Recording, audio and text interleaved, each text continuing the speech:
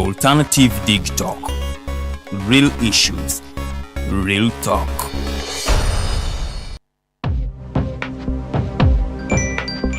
Go to the church, though. Tawali man, what's up? Man, can you imagine people just dump everywhere? Someone drinks water and throws the bottle wherever. Come on, Rogers. What else do you expect people to do with an empty bottle? Simanya now, recorder. Do you know that plastics take at least 450 years to decompose? What? That's a long time. Exactly. Because plastics are made out of a lightweight and flexible material that doesn't decompose easily. And plastics everywhere in the environment cause plastic pollution. What is plastic pollution now? It is the accumulation of plastic waste in the environment, like bottles, polythene bags, straws. All of these contribute to plastic pollution. I have been using them without knowing their effect. Yeah, a lot of people have. Plastics are a danger to the ecosystem, both on land and in water. So how can we overcome this problem? Is there something we can do? Oh yes, we can reduce by minimizing the use of plastics, reuse by repurposing them, or recycle by collecting and processing them into new products. Everyone wants to change the world, but no one wants to change themselves for the world. How about we change our habits for the world? And it starts with me and you. This message is brought to you by Alternative Digitalk. Hi, Rogers. Can I ask you something? Shoot. What does corruption mean? Well, summarily, corruption is abuse of public power for personal gain or for the benefit of a group to which one owes allegiance. For example, when a public office is abused by an official accepting or soliciting a bribe. By the way, private people can be corrupt too, like bribing police officers to escape fines. Okay. So exactly how does that concern me? Well, do you pay taxes? I guess, yeah. What does that have to do with this? Everything. Because those taxes you pay are supposed to facilitate services you use, like water, electricity, roads construction, medicines in hospitals, name it. Okay, that is much bigger than I thought. But it can be stopped, right? Well, yes it can, although it may not be as easy as it sounds. And here is the reason why. Corruption roots are grounded in our country's social, political, economic, bureaucratic traditions and policies. So, what has kept it going this long? I mean, why don't we stop it? Well, the main reason why it has been here for so long is because institutions are weak, either as a result of poorly defined ethical standards of public service, weak administrative and financial systems, or ineffective watchdog agencies. What can we do to stop it? At a national level, we must focus on strengthening the independence and effectiveness of public institutions that fight corruption. At a personal level, we must commit to never giving a bribe. I promise I'll never give a bribe. Well, that's a great decision you have made. Me and you now have to spread this message to all our friends. If we all do our part, corruption will be normal. This message is brought to you by Alternative Digitalk.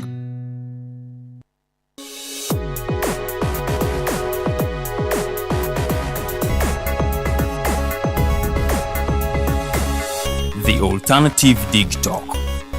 Real issues, real talk.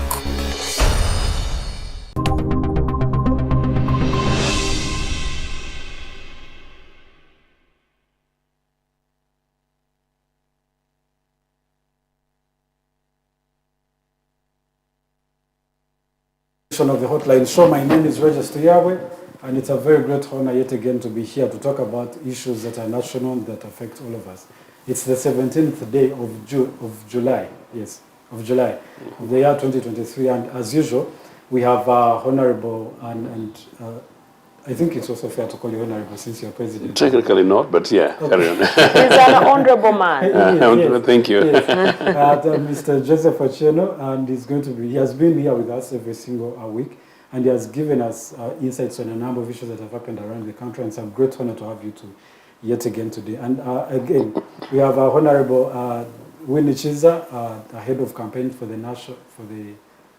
Alliance for National Transformation. I was trying to put it in order.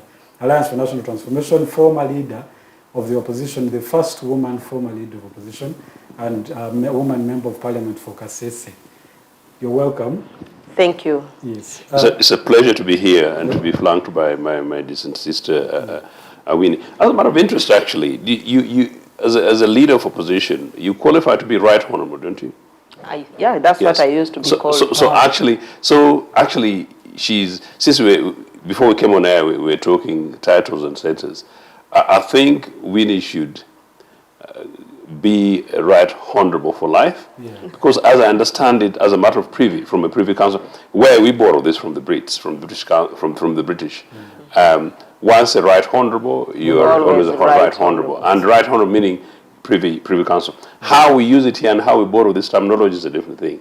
Next time when I come on this program, not spending Winnie's time, maybe we shall be discussing things to do with titles, including how people get called honorable when they just... You're making me remember, the Right Honorable John Patrick Amama Mbabazi, former Prime Minister of the Republic of Uganda, was Secretary General of the National Resistance Movement concurrently.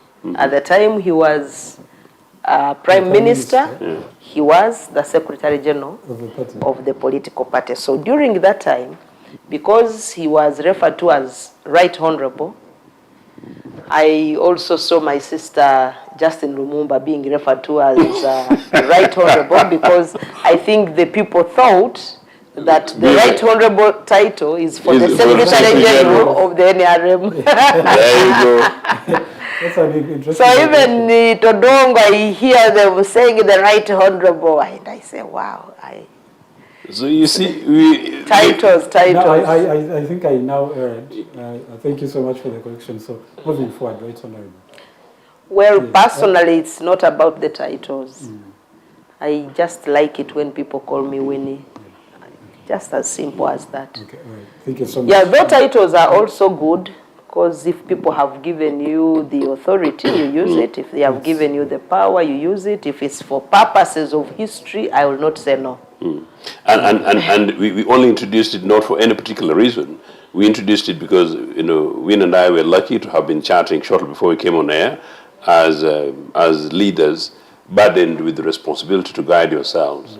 So we see every opportune moment to encourage you guys to direct, and we hope young viewers and young watchers get to appreciate some of these concepts and run with it. That's really all it's all about. Okay, thank you so much. I appreciate it, and I believe a lot of others out there appreciate that. And to begin with, Right Honorable, how is the ANT faring? You've recently had, I think, the countryside consultations. I'm not quite conversant with what that was. How is it going? Yeah, the countryside consultations are going on, and possibly I bring you greetings from the Alliance for National Transformation, the leadership and the entire membership.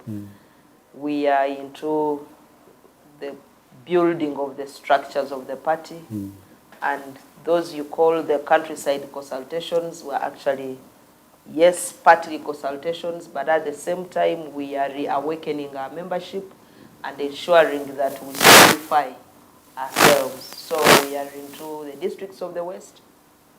From there we shall be going to other regions. And yes, we are doing well. All right, that's good to hear. And sir, from the UPC, how is it faring now? It's amazing because in the last 2 weeks, of course, UPC has got very, very opportune moments to share in the national limelight. And that is to the extent that we won a by-election. And congratulations, by the way. And thank you very much, my sister. Congratulations to the entire UPC party and to Eunice as a person. Indeed, thank you very much. Eunice is a fantastic lady, whom I said that she ought to have been holding this seat from 2011, but quite clearly here we are. But so in a way, the party is emboldened. I came from the northeast yesterday. I've been going around the country once in a while, and then you feel a sense of reawakening for the party. It was fairly opportune.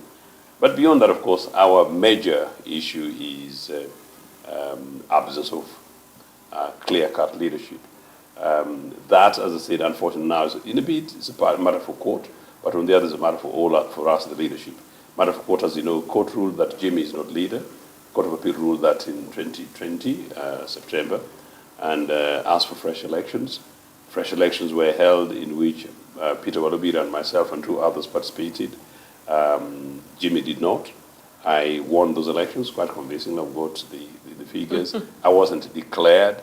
This matter, unfortunately, is in court. I was advised on 13th of September that a ruling will be made on 9th of December. Now, this is Uganda for you. So since 9th of December until today, we've been waiting for that ruling. But of course, my brother Jimmy controls and sits in Uganda House that he occupied informally. And so Ugandans are quite confused. Our party members are quite sick. All they want is an opportunity to get a clear leadership and get an opportunity to go around. That said, I know we're going to be discussing political parties beyond really the questions of the leadership. And notwithstanding the fact that we are the ones who've been most beaten from the time NRA came in 1985, 86 with the Ochienos, we are a clearer political party in terms of where we ought to go, partly based on our Winnie was again taunting me before we entered the studios about our experience of government. So it's possibly an easier thing for us as a party to re-mainstream ourselves once we demystify the negatives that NRA and others put on us, and then once we're able to address some of the very apparent, what other people call shortcomings on lack of clarity as far as we are concerned. I'm very confident about that. But it has not been easy, and also at the same time, I must accept it's rather shameful for an independent political party that has been in government twice to be where we are. But neither here nor there. If it's about looking to the future, the young people that I talk to, there is hope, because we have the issues that people really, really are interested in. All right, and I think we should begin right from there. We have a number of other issues, but we could start from that. We have, now when you look at most of the political parties, including yours at the beginning, we have, I think, about 3 factions right now. We have the FDC. Today you saw what happened between the party spokesperson and the mainstream leadership of the party. And the ANT, of course, a few defections that have happened very recently, and what that obviously means and implications for the party. Where does the opposition now stand, especially towards the goal of liberating this country from the dictator? How is that unfolding, and how does that work? Now, I'll begin with Right Honorable. You know, I have just told you that we are into the countryside, trying to build the party. I know it is not an easy process. It is a process that requires resources, which resources as a political party we may not be having. But I can also tell you that the welcome we are receiving is overwhelming. I want to thank the people of Kamwenge who received us, the people of Isinjiro, the people of Chegegwa, the people of Toro. I really want to thank all of them, including the districts where we are planning to go. I want to continue saying, please, we are coming, wait for us, and enroll as members of the Alliance for National Transformation. Alliance for National Transformation, as people may know, is a political organization that seeks to transform the political culture of Uganda. Many Ugandans believe in politics of, will I say, of today and tomorrow, because the issue has been we just want to remove the dictator now. So to us at the Alliance, we go ahead to say, yes, we want the dictator to go now. But as he goes, there must be a system that will keep us going so that we don't get into a situation where we have changed the leadership and our country goes back to zero. We need to change leadership, but also find that there is a group that is capable of holding the country together so that we don't go the Sudani way, we don't go the Libya way. We don't want that. We want, yes, to change leadership, and this we want to do even today. But because it is not happening today, we are concentrating on the systems that we think will keep Ugandans glued together, and we continue because there must be life after Museveni. Yes, and just and then, yes. A little bit, sorry. With that, now that process, are people receiving that approach? Because it seems now... Yes, there are those who are really so much passionate about a better Uganda. There are those who believe, yes, while we need Museveni to go, we also need to look at the future. How should the future look like? While he has gone, depending on how he goes, what other systems do we want in place to ensure that we don't go back into the Museveni era? Because we may change Museveni and then we put people into office who may even be worse than Museveni, or he may even take us in the same direction of Museveni. So we want to us as the political party, we are mindful of getting into office and we act in the same way that Museveni has been acting. That's why we are concentrating so much on ensuring that we put systems in place, systems that we can use for civil disobedience if we want, systems that we can use for state control if we are in office, systems that we believe should be able to hold us accountable. And that is the Uganda that we desire. We have been blaming Museveni of having killed the state. We are under state capture. All the institutions of government are rotating around one man. But what does this mean? It's because he has also he has failed, even when they are in leadership with all exposure to government resources, but the political party doesn't have a backbone on which it stands, on which it can hold its leaders accountable. It is one man that controls even the whole political party.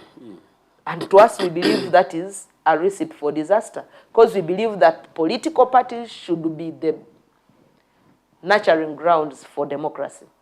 So if there is no democracy in a political party, don't think that political party will go an extra mile to practice democracy when they are in power.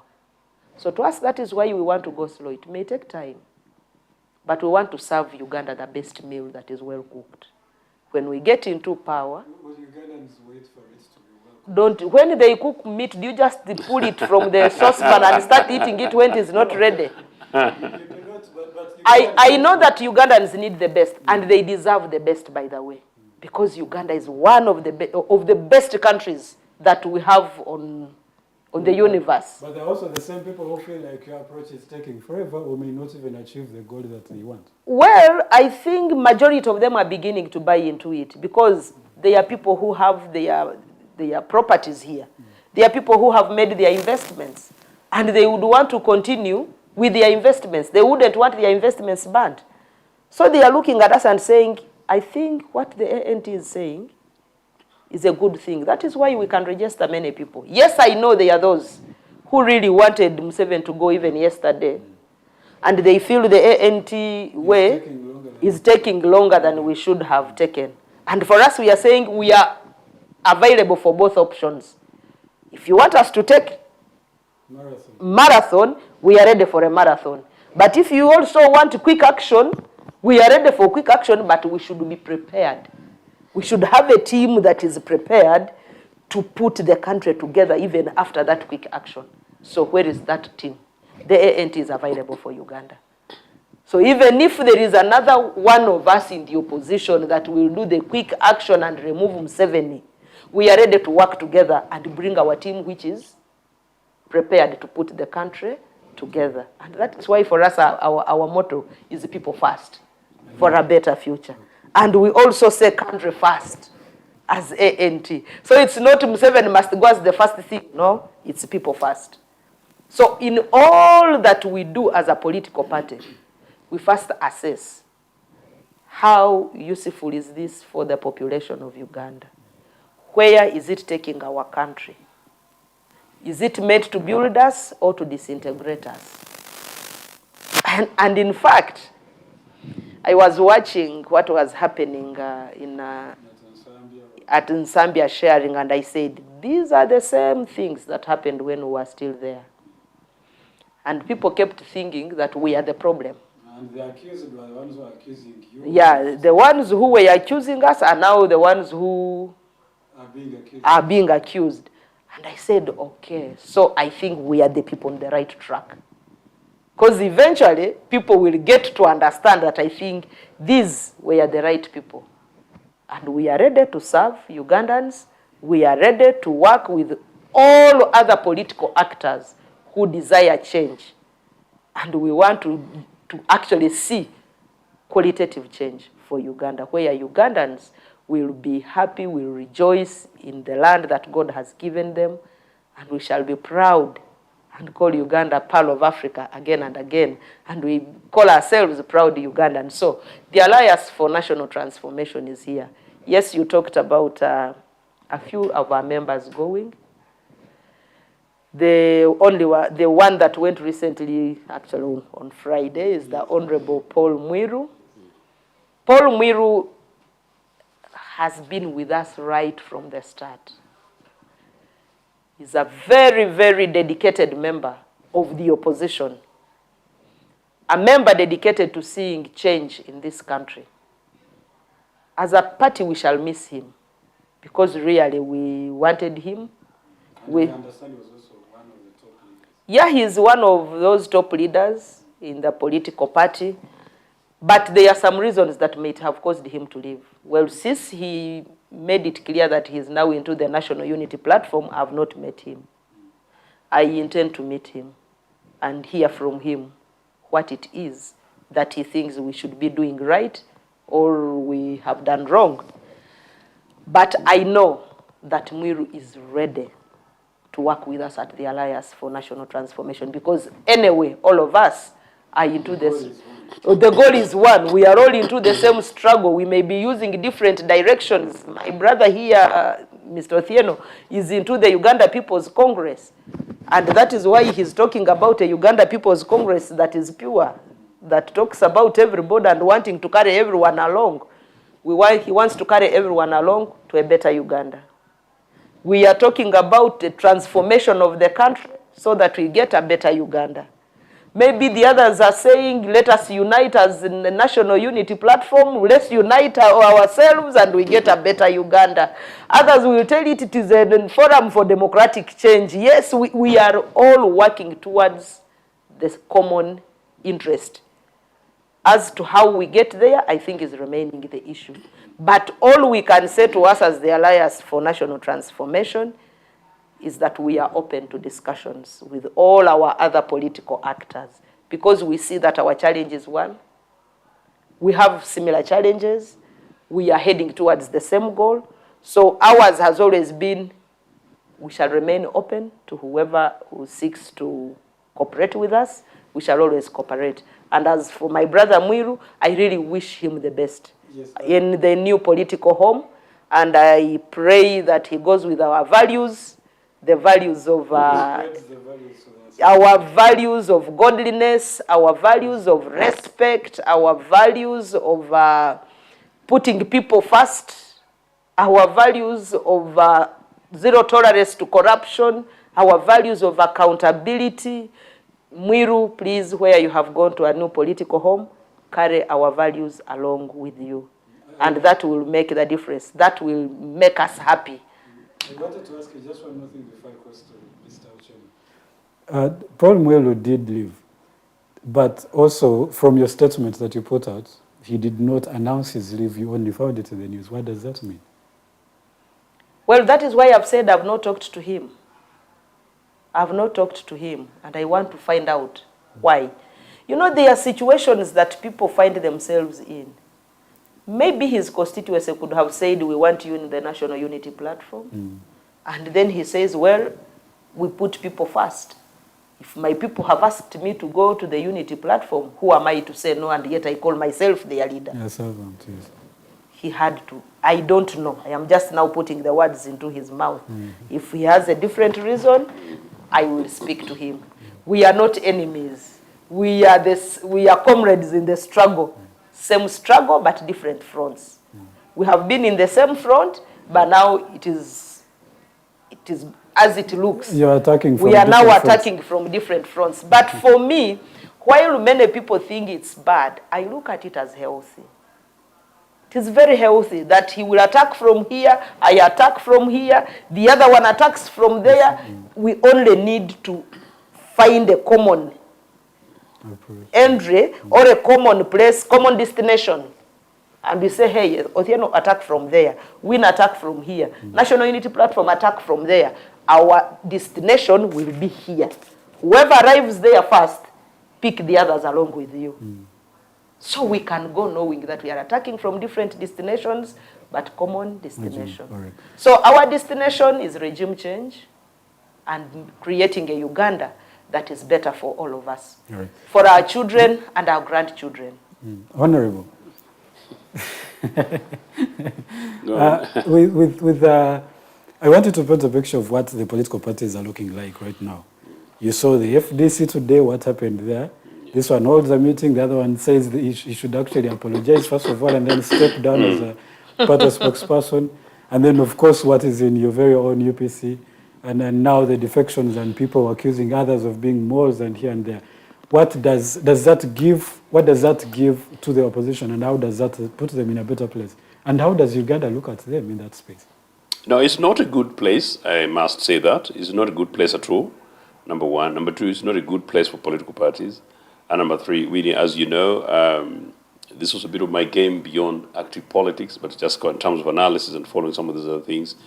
If I look through from Uganda generally from my own historical perspective, and I look at some of my own other lived experiences elsewhere and working with other political parties and organizations and seeing how some of these issues affect opportunities and possibilities for political parties to endear themselves to the citizens, and how this impacts on political parties that eventually go ahead and govern, and how these become opportunities, particularly for governing strong men usually, at the helm, how they exploit them.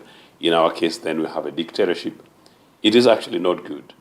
But that said, I must say that I'm quite impressed by the manner in which Winnie has responded to my young brother Paul Mwiru'S move. I think it's a rare spirit in this country where we acknowledge and give credit where it is due, regardless of our opposing views. In this case, if you see from the hints of what has happened in Zambia this morning, this day, you'd think that, well, we disagree and we begin throwing names. I have not had many, but on one occasion in a public forum, I have had to experience somebody who disagrees with my position within UPC, making me rather uncomfortable. But that has happened only once. And that's a recent time, as opposed to not going to that. It is very bad politics. Now, it's also a sign of substantial inexperience. And what you see in Winnie here is leadership. That said, I think I'll take this from two perspectives to make it light and to save time. I think this country urgently, badly needs leadership. Yeah. And that leadership is from the top. That leadership is absent from State House. It has never been there. It has been a very secure leadership for self-interest. And so self-interest that confined itself to family and now Mr. Museveni and nothing else. So that is actually irrelevant leadership. But the broader national leadership, to the extent to which part of it we need to talk about where we talk about this Uganda for God and my country, that is absent. Now, unfortunately, from the time of the onset of reclaiming the political space as political position, it sort of came at a time when I would say that the big experience in political position was old Milton Obote. He was tired, he was exiled, and this is March 2005, you can say from about November when the lifting of Article 269 went. And within 12 months, so the father of the nation, the mastermind who everybody else, regardless of their opinion, would possibly look up to, including how he carries. So we lost him. So we lost that opportunity in Milton Obote as the leader of opposition. And so we lost that as a leader of an organized independence political party. And so even we struggled. Next to that is this thing where internally in these political parties and organizations, people have got to learn how to lead, have got to learn how to accommodate dissent, have got to learn how to manage constitutionalism internally in political parties, have got to learn how to, in diversity, we are a broad church in the UPC, as we want to pick it, meaning that we recognize we're a center-left political party, but some people will come in from the extreme right, just like my good friend and old OB, Comrade Rugundas, claimed, pushed from the old left. They thought the others were not right enough. Those were sufficient disputes. You are a Marxist, and by the way, that even happened to the Musais, the early breakup of Uganda National Congress. So these are ideological differences. Now, in UPC, we saw that. In the more recent times post the death of Milton Rupiot, it's been much more about personalities and interests and entitlements and possibly sometimes lack of experience where people think, well, you're taking a particular position, but it's a matter for your CV and nothing else. So that has been lacking. Now, in the independent political party, that would possibly be the best political party to provide for that. I will not comment on DP, who would otherwise be relatively well-placed from a historical perspective to be able to have provided that leadership. Now, the emergent opposition political parties, say starting with FDC, these are my views, Winnie. I had, and in fact I told this program, if I was advising my elder brethren, Kiiza, Besigye, and others, not of FDC, but of the 2001 election times. My own considered view was... 2001 election was the message of reform agenda. Precisely leading to that. But I'm just saying that I think we still have the Museveni of 1985-86. And this is the opposition we're talking about. It's a bit of a longer conversation, but I'll give it context. The opposition that emerged out of that, Obote was in exile. DP that had been duped was now confused. Besigye emerges as the biggest voice, the biggest force, almost a split from NRM. I have suggested that maybe at the time, if we had galvanized around a common thread, a common ideological thread or a common issues thread, I have argued that Besigye did not necessarily need to come to UPC, because in part I understand some of the dynamics. But possibly if they had gone to DP, we talk about the number of oppositions and different kind of voices, and we talk about leadership. Maybe it would have been easier for us that now, leading to where we are now, we have one or two opposition voices, possibly with ideological conflicts, but a bigger common agenda of Uganda. You know, we sort of lost that opportunity. Now, FDC and others then had to come in as young, emerging political parties, learning in the process.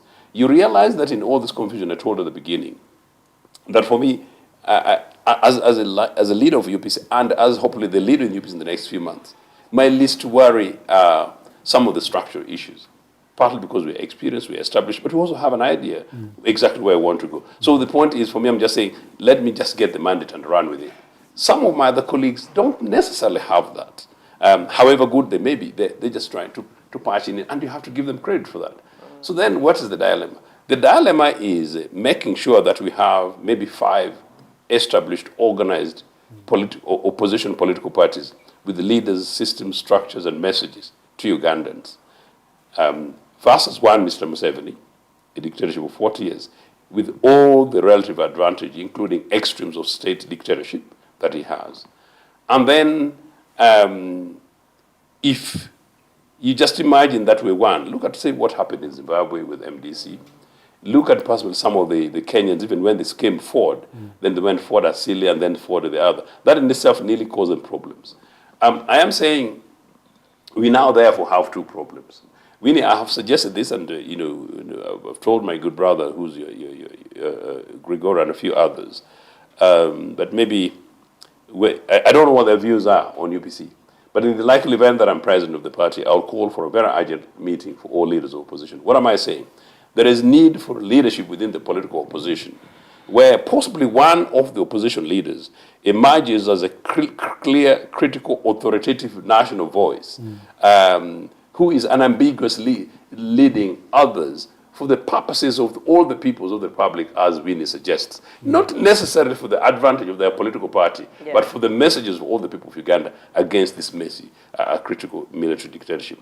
Now, in the absence of that, the confusion continues, and the benefactor is Museveni. I don't know, but I can say it's extremely urgent that amidst all the contestations in different political parties, this conversation about leadership in the opposition emerges, so that we're able to take one message. Now, quickly, just to my good friends in NUP. When 2015 or thereabout came, I had conversations, I had phone calls, I had messages, I had approaches when people were thinking that, I can say this, notwithstanding where FDC was. Some people were trying to say that maybe we needed to do more than what FDC was doing at the time, hence the lead to the marches of People Power movement. I thought it was a good idea. Maybe it just about lost the direction when it possibly too quickly went to formulate itself into a political party. That was possibly a substantially opportune strategy that would have brought all Ugandan Ugandan opposition together, but really bring out Uganda. It was a very nice message. People power, we want our country back. There's a charismatic musician with a message to people as the mobilizer for this reawakening and getting a critical number of Ugandans to know what exactly the issue is, to know where the country is, to present a selfless opposition, to the military dictatorship. Once I think, NUP became apparent as a political party, I know young people in UPC, both at home and abroad, who sort of possibly withdrew back, just as the same with other young people from other political parties. How do we reorganize that so that there is a conscious, purposeful movement again towards that? I think that's a challenge. But it's an extremely important point that I think possibly we do need, and we do need such an arrangement within the next 1 year. But in the absence of that, granted, ANT can go, and that's also possible. ANT can go on and push its agenda and popularize itself. NUP can push itself and popularize itself. So does FDC. For us in UPC, I'm confident we're continuing that. And as I said, once we sort out the leadership. Now, how much of that in a Uganda in which the system will encourage birthday celebrations in every sub-county for a son of a ruling, Mr. Museveni, and they can't allow Winnie to come to Nagongera and say she's ANT, and we are talking at Nagongera town, a trading center and town council, and after that we're going for tea with Mr. Ochieno, down the road. That is the issue. So this leadership would be able to make sure that some of the things which are happening, we make them unacceptable. That whatever happened in Bukedia, we rallied around and exposed it as a political opposition. And that maybe when Tanga was doing this with Jimmy in Oyam, that the response is more than just Tanga and Jimmy. Of course, if anything, some people made fun that, well, these are two sides of end, which is another. You can talk about it. Because fair enough, because there are issues there, because I'm concerned about Jimmy's personal position. But this was an electoral opportunity. But now you notice, once Mr. Museveni brings out his letter, we don't know why he wrote his funny letter. Now I'm told some of those guys are going to prison. So you can see there is actually a glimmer of hope that in an organized way, we're able to put Museveni under pressure. But the thing is not about putting Museveni under pressure.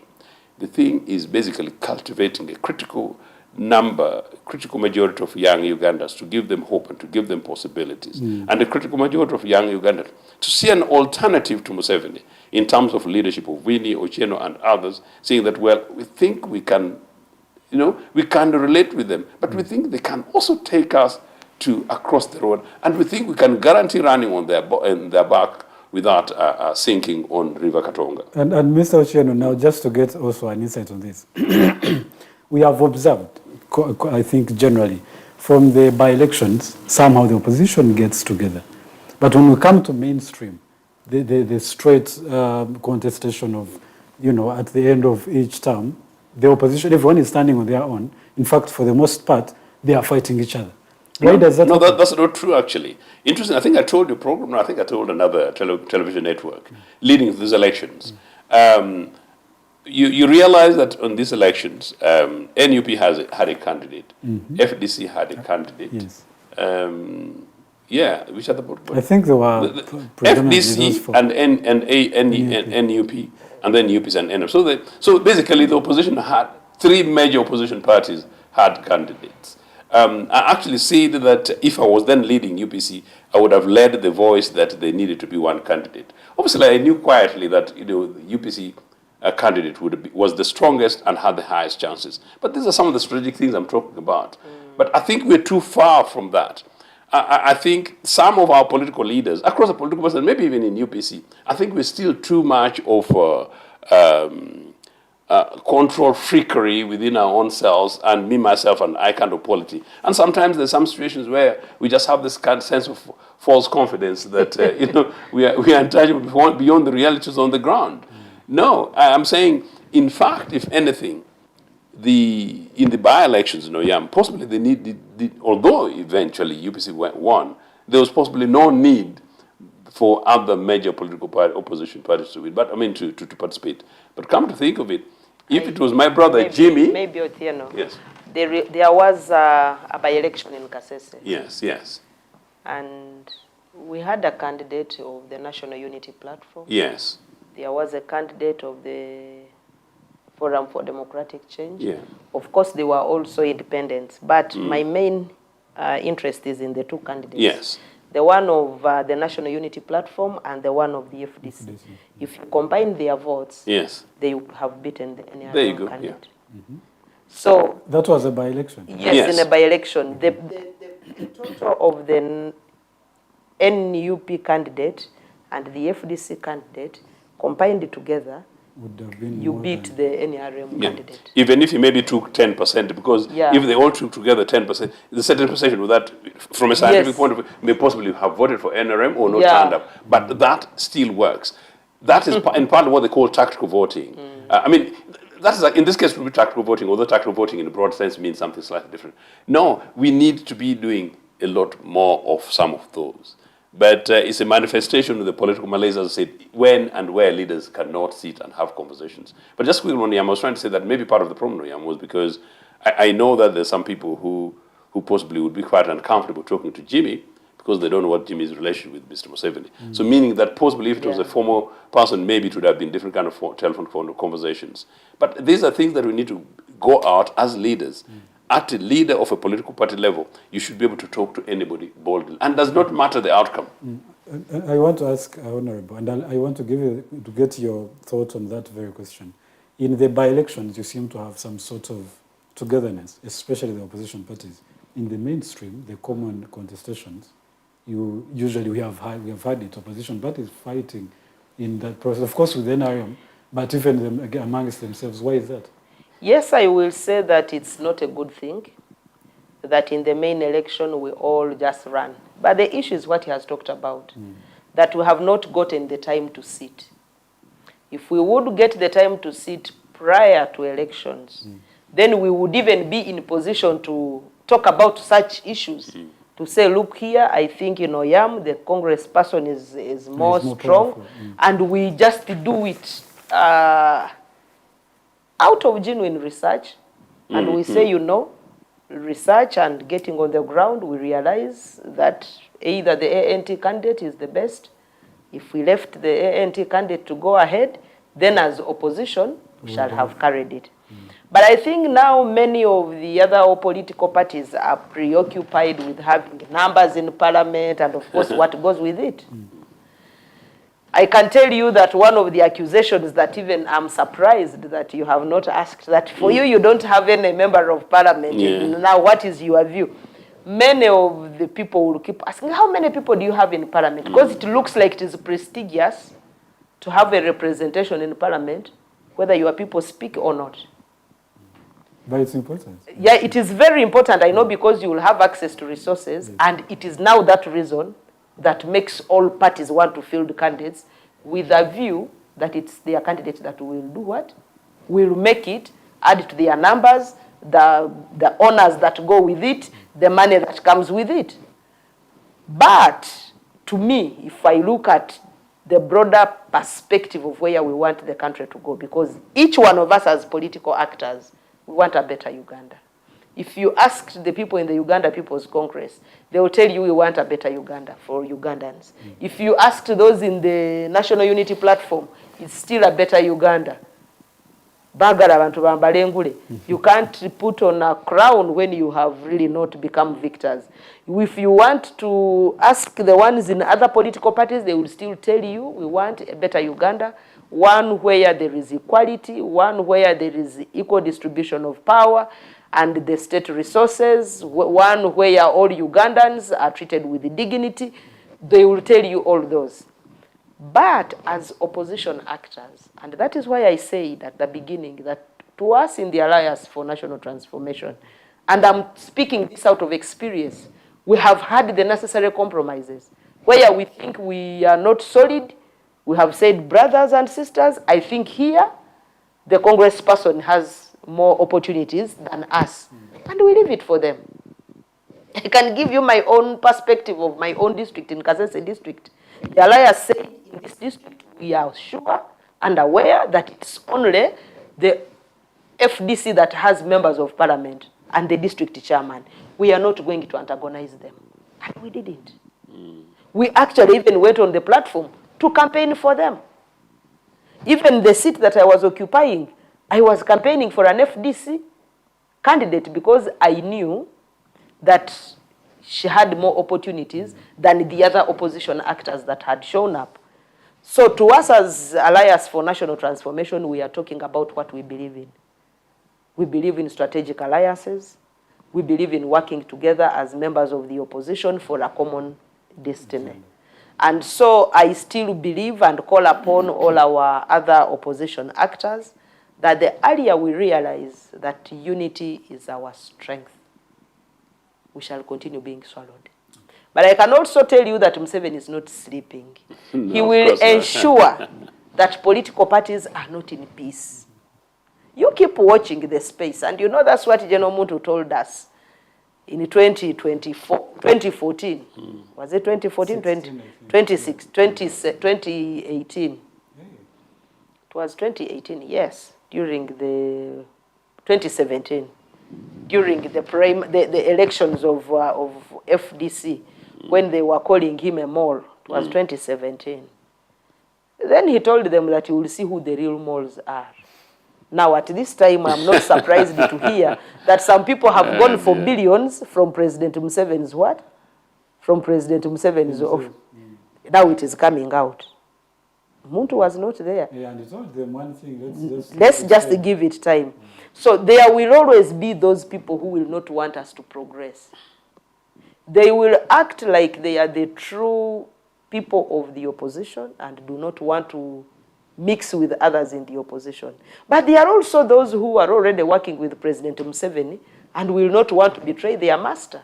So they will ensure that there is division within the opposition so that either possibly their master carries on and continues to work with them in the outfits that they wear.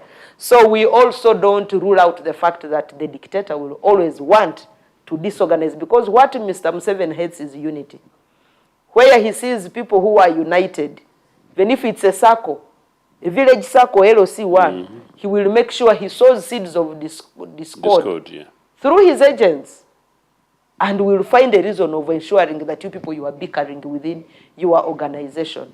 So really, I know some of the NRMs will say that we are, every mischief in politics we attribute it to them, but their hands are everywhere. And they have the resources. They have the resources which all other political actors do not have. They have the power and influence. They have the command and control of almost everything. And so... Well, at least we have the evidence anyway. But in some other cases, we have the evidence. Because where a court says so-and-so is not supposed to be in the office, and nothing is done, and the state continues. The arm of government has said so-and-so is the rightful leader. But the state is still working with the one that court has thrown out. What is that? Then that creating division among the people.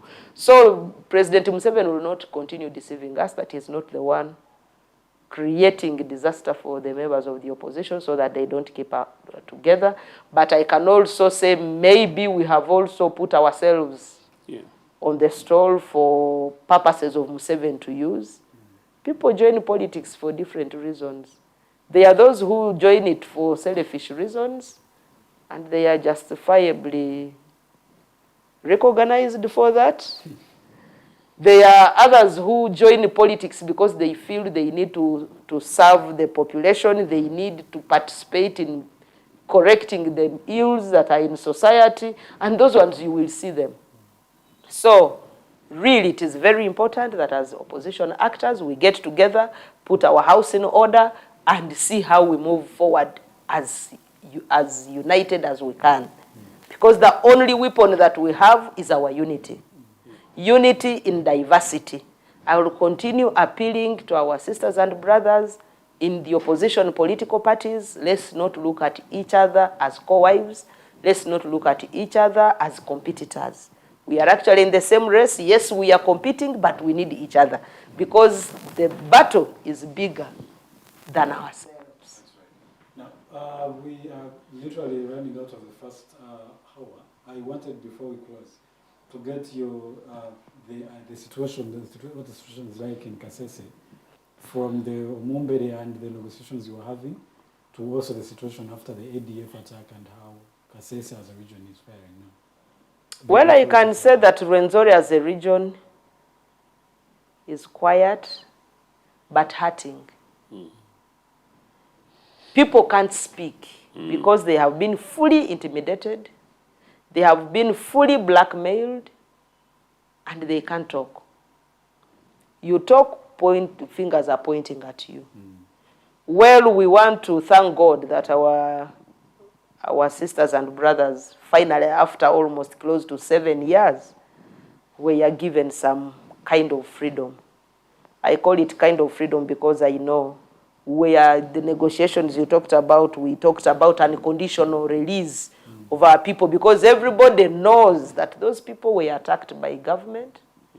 It is not that there is anybody who came to attack them.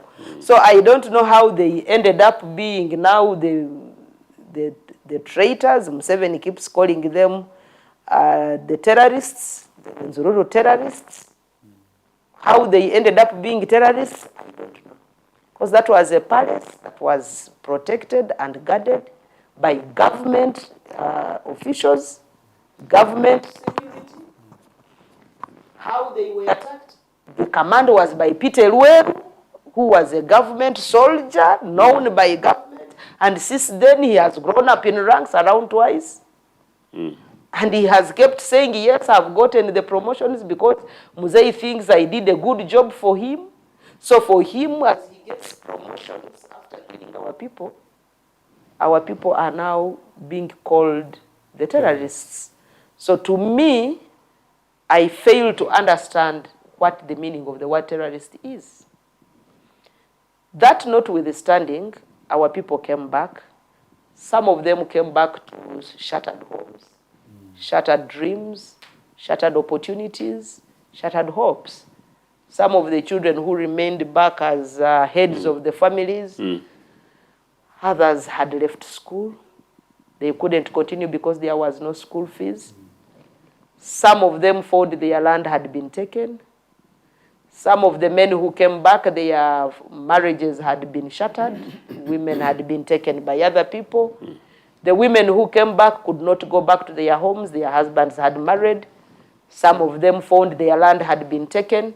So you may think that the population is silent, but inside they are hurting. And there is nobody who can speak to them. There is nobody they can speak to. They spent 6 years plus months. You know, they were arrested in November, and they were released just last month, in June. Almost now, it was 6 years and 7 months in prison. After 6 years and 7 months in prison, they were given 200,000 to go back home as transport. So you ask yourself, where is the person going to begin from? Winnie, at the stage, actually, I was waiting for that. Are you telling me that after 6 years, yes, in NRA jails, committed by NRA, yes, the people were released and were given 200,000 shillings? 200,000. And that was all? Yes, they told them, go back to your homes. This is the 200,000, and actually, to even make it worse, they were telling them, President Museveni is giving you your Akasimo. I don't know whether he was giving them Akasimo for signing the amnesty forms. Because now the amnesty forms kind of gets him off the hook of the ICC. He will go parading the amnesty forms and says, you know, these ones were criminals. They even asked for pardon. So the ones who were handing it over to them were telling them, you know, this is your Kasimo from President Museveni, next time vote well. You can imagine the level of dehumanization that they subjected our people to. You have, without any reasonable explanation, held this person in prison. What are their lawyers saying? For 6 and they could not allow them to even meet their lawyers. They had to get for them different lawyers whom were appointed by the state anyway. So however much they will say they were appointed by the victims themselves, but we know that the state is the one that brought them, and they will not run away from that. So you can't even say what did their lawyers say, because the original lawyers that they had, they could not allow them to continue taking on the case. So I can tell you that, yes, you will reach Kasese, you will find people quiet, but they are hurting. While their people came out and they were trying to celebrate, the celebrations were shattered. The celebrations were broken into, by now, the sad news again of the killing of the students. So sad and so terrifying. So people begin asking themselves, what do we do to this country called Uganda that we deserve all this? Killings that are made by government officially, and government denies them, and eventually they say the ones who were wronged were now the wrongdoers. Then before we get into terms with that, then our children are killed in that brutal manner. So that's why I'm telling you that the situation there, you may reach there and you find that possibly people are quiet. But I want to say the situation is not good. Our people have not even been given any psychosocial support. These are people who have been subjected to torture and cruel treatment, but you just take them to the community without proper preparation. You have not psychologically prepared them. And if you hear people again beating up each other, you may first ask yourself where is the beating coming from? And you don't realize that these people have been traumatized. They needed therapy, which therapy was not provided. They have not been able to speak to anyone because the time reached, they were not allowed to meet anyone in prison. So they have nobody they can confide in how they feel. They have nobody they can talk to. Maybe the relatives they would be speaking to, they may feel ashamed to even speak of the experiences, the horrible experiences that they went through. So these are people that you think are happy. And you may look at their faces, you think, yes, they will have given them liberation, they are out of prison, but you don't know what is in their hearts. So that is the situation that is there. All right, thank you so much. We've reached the end of the first hour. We're going to go in for a very short commercial break. When we come back, I want us to begin from the point of the local councils and where we stand right now. The government said they don't have the 60.9 billion to organize the fresh elections, and we are in space. We are just there, so we want to understand, especially given the fact that we have someone who has also been in the legislative arm of government. Maybe they'll give us some bit of insight on how these things are supposed to be approached. So let's go in for a short commercial break. We'll be right back.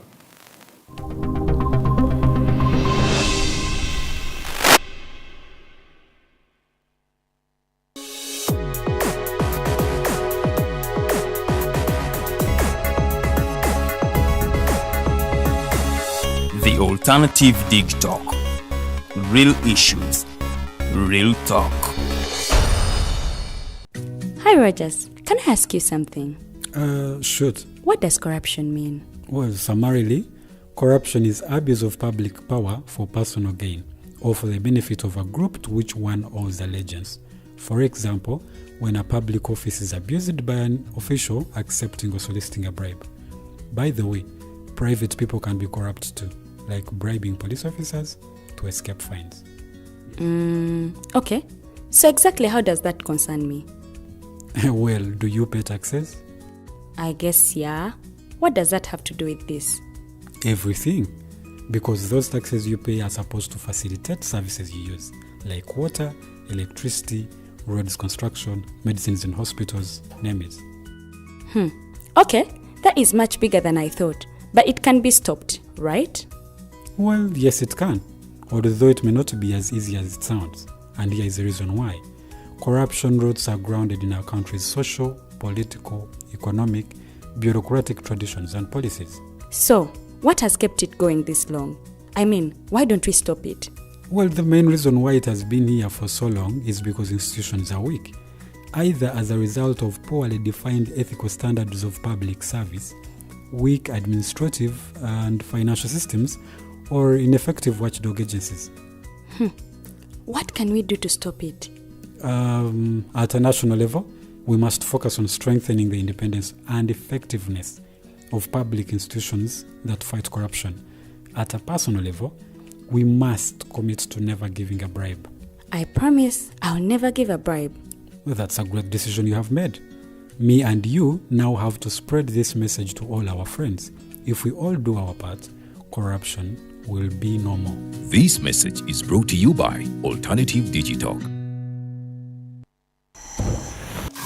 Are you craving for that special meal that will entice your taste buds and leave you with lasting, thrilling memories? Look no further. Spice Island Bulenga has got your answer. Natural, fresh and delicious juice, the best meals. Don't miss our daily specials from Monday to Sunday. Pizza Wednesday, Saturday Pizza Bonanza, you buy one and take two. Come dine with us and feel the experience. We are located at Prime Shopping Center in Bulenga, Mitiana Road. For inquiries, call us on 0704111720. Spice Island, we treat your cravings.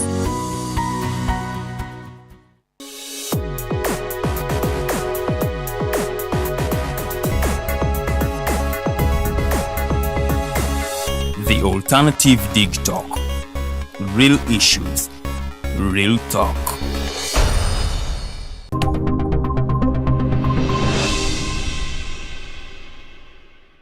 If you ask me. Welcome back from that short commercial break, ladies and gentlemen. My name again is Roger Suriawe, and together with Honorable Ochieno Joseph and Right Honorable Winnie Kiiza, we are looking through and going through a number of issues that are happening around us, and that maybe will give us a direction and guidance on how to approach certain things. Of course, the big focus is on governance and how things are being run around here, and trying to find some reasonable positions on how to approach some of those things. Of course, there are two people who have experience in these spaces, and so it's a very great privilege to have you both. And so I wanted, as we're going to the break, I did announce that we're going to start with the local councils. We have had this whole thing going around. The LCs, their terms expired, and then after the expiration, the government says we do not have the 60.9 billion to organize fresh elections, so we are going to be carrying on with those. Of course, the Minister of Local Government did say that. But also, I think according to the Local Government Act, there can only be extension of time under two conditions. One, that there is war, or there is an emergency, part or full emergency of a country, sort of a shutdown or something like that. Where does this put us now? We do not have, because those are the ground, the foundation of government structures. Where does that put the governance? I know that the question that to be led by Winnie, but I just thought to conclude for the record that the earlier conversation that the unfortunate events in Kasese, then the unfortunate incidents around the palace, and that the people who have been allegedly released without really much detail is quite clearly for the officially an unfinished business. Based on what I'm hearing, I think this country cannot continue like this. And I think it's incumbent upon all Ugandans outside Rwenzori to take and be part of a responsible citizen of Uganda, to say that there is some kind of unfinished business in Rwenzori, whatever the details are. But particularly, it bothers me as Ochieno, and I say this very openly to Mr. Museveni, it's not amusing that people can leave maximum prisons under huge allegations, as it were, then they're returned in massive trauma. I'm a scholar of conflicts, let alone the fact that I've got a lived experience of trauma by entering. I was victimized, arrested, tortured as a young person who had never been beaten, I've never fought in my career, and exiled and lived away from my family.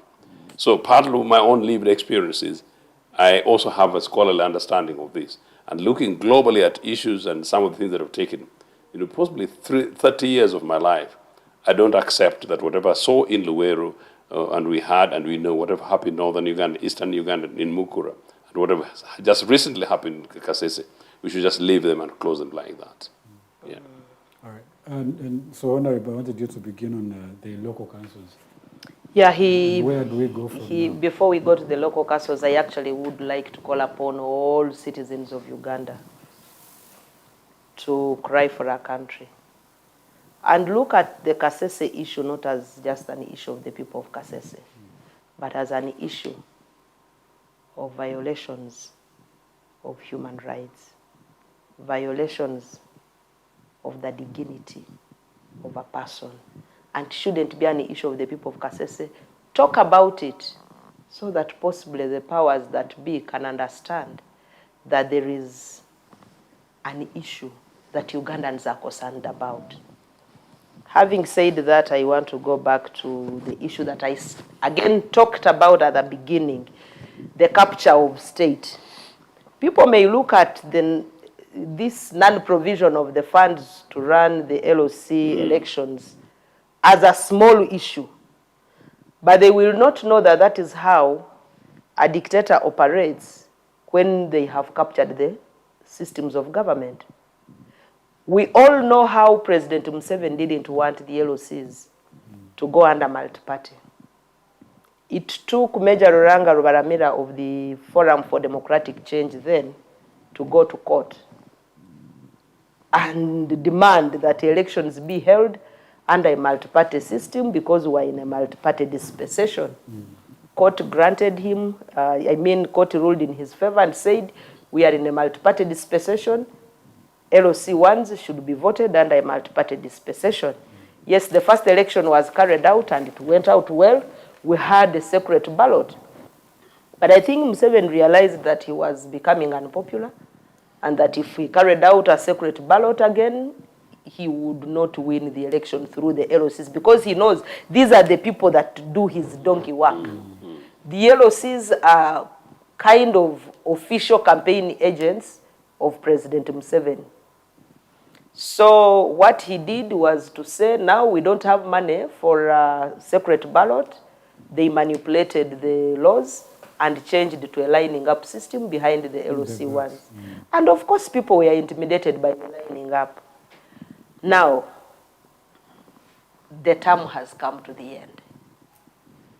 Uganda has only, I think, two options to take. Either to provide the funds for the elections to take place or to declare a state of emergency.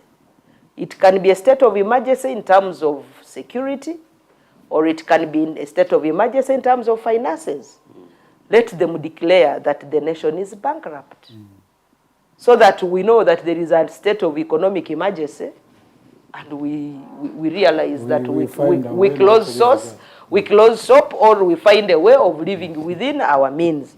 Or they tell us that we are in a state of emergency, and we know that there is a state of emergency, there are certain things that are done. It's a crisis. Yes, a crisis. When there is a crisis, there are certain things that the country is required to do to put the house in order. But for them to even go ahead and capture the LOC1 system, it is unconstitutional, and it puts our governance in question. In fact, President Museveni wants it that way because for him, he knows, after all, the LOC ones that were voted, whether good or bad, they were voted through lining up exercise. I don't know how much money is required for lining up behind someone. They have manipulated the system to line up. People are ready to line up behind people. So let them just put there whoever they want to put and we line up. We did it. And now they are saying they don't even have money. Now they are saying they don't. Let him declare that the country is bankrupt. He has sold everything in it. We know that they have eaten money. If he can be eating 2 billion every day as President Museveni, according to the budget that was passed, what is 60 billion? That is just one month's money that Museveni eats. So he wants to eat the money in State House and puts the whole country, hold the whole country at ransom. That's holding us at ransom. When we tell people that all structures of government have been killed, have been put under the pocket of President Museveni, they think we are deceiving. We can't be told that the whole country called Uganda, can't raise 60 billion to run an election of LC1 chairpersons. The most critical election, because at the grassroots, they are the most important structure they are the most important, of livelihoods of all the people. These are the first levels of call for all citizens. Many citizens will never know President Museveni, but the president that they know is that LC1 chairman. So their election is very, very critical. By the way, as for now, any signature that the LC1 chairman issues is in error. Because he's holding the office illegally.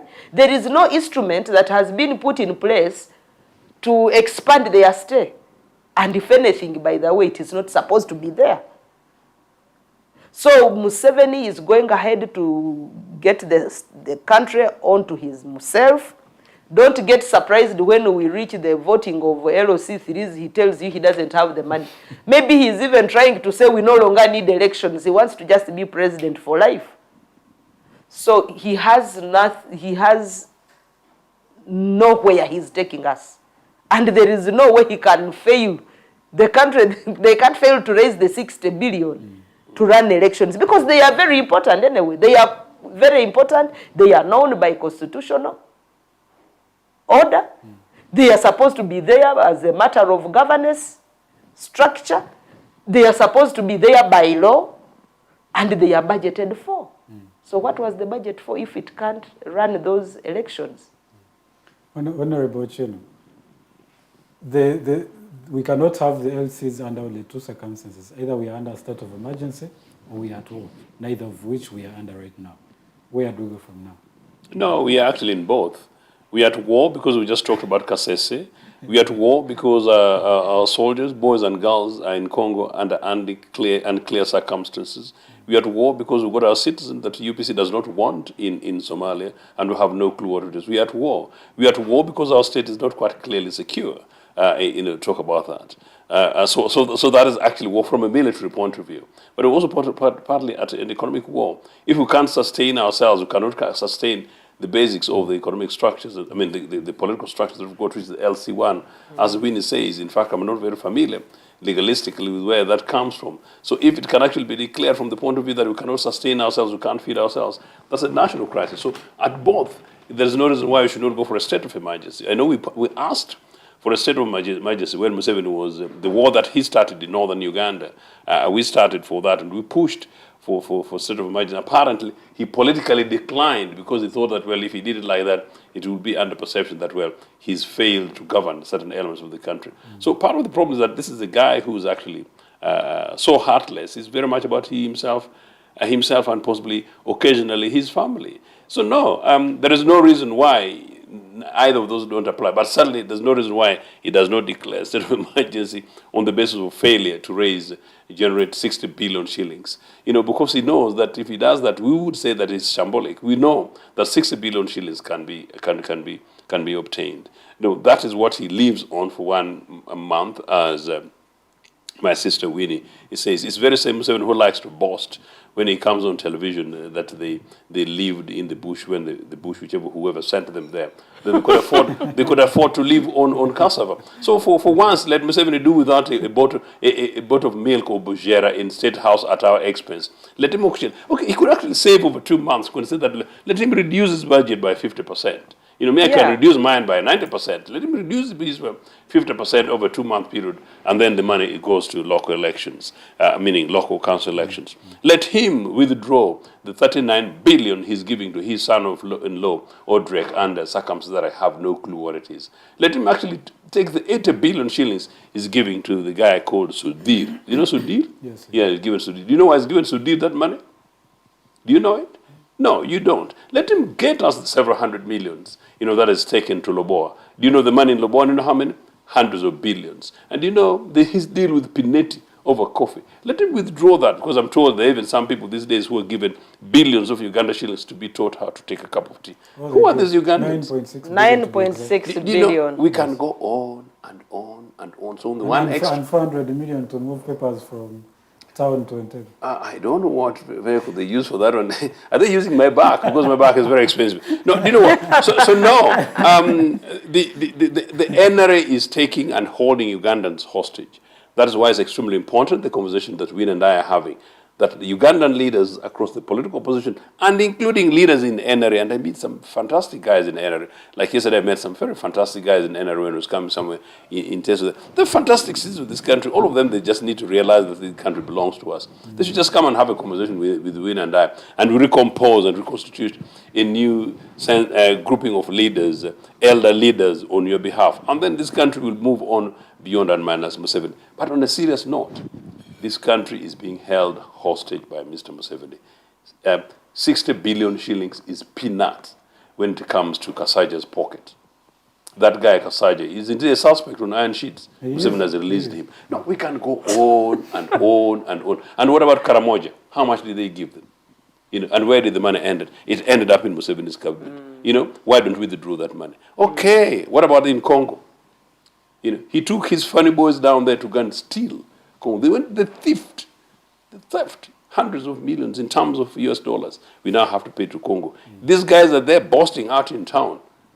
Let them borrow billions from some of these soldiers of, guys whom we sent to Congo to go and break the timber and the gold and things. Okay, lend us, because I'm told that recently there's Uganda is supposed to borrow money from some Kenyan business persons. So let's borrow from his NRA business people. He's sent enough of them to Chankwan's using our money. No, the issue is not that. The issue in part is what Winnie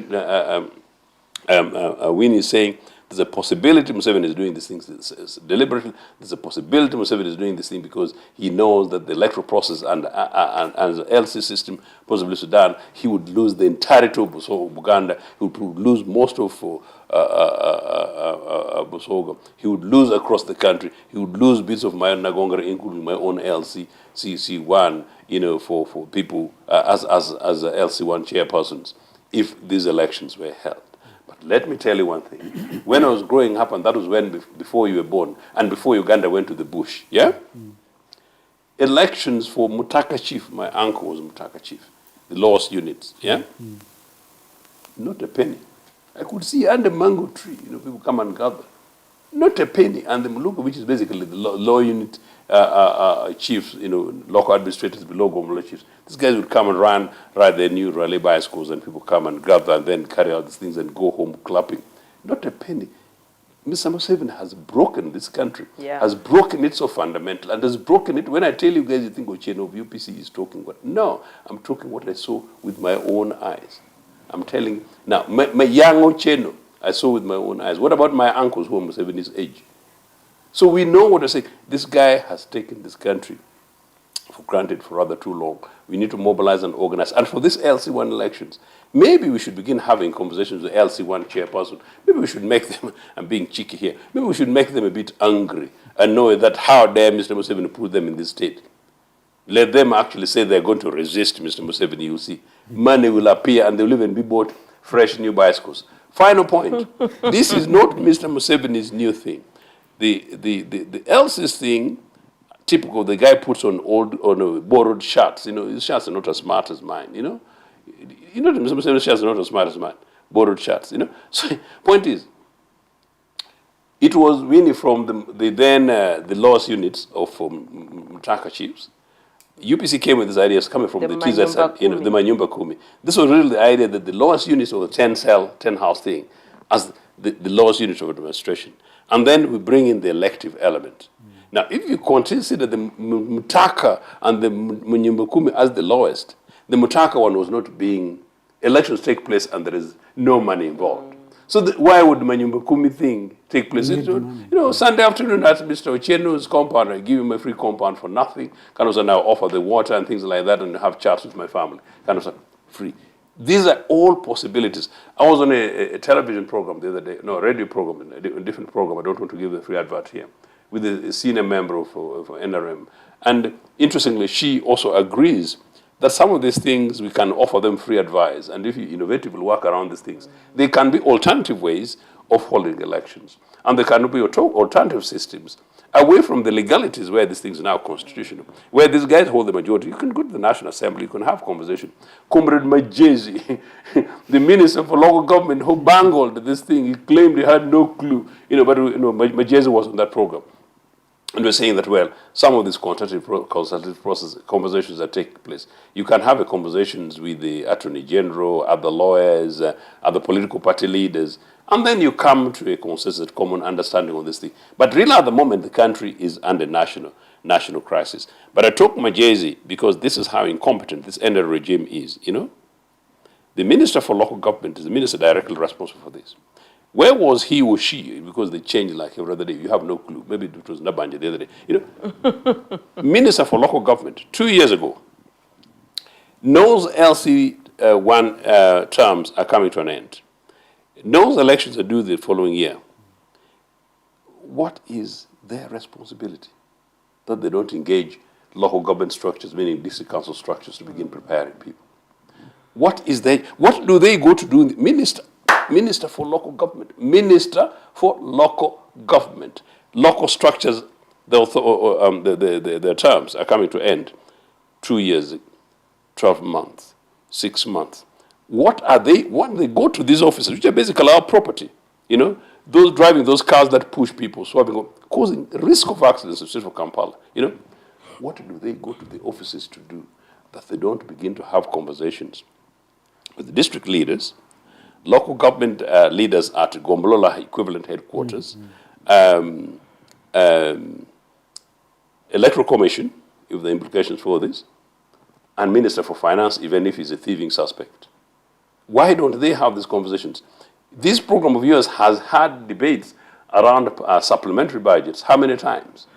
So why have supplementary budgets for swinging some dubious things and not for the most important elective process? Why? Ugandans, you're being taken for a ride. You guys just wake up. All right.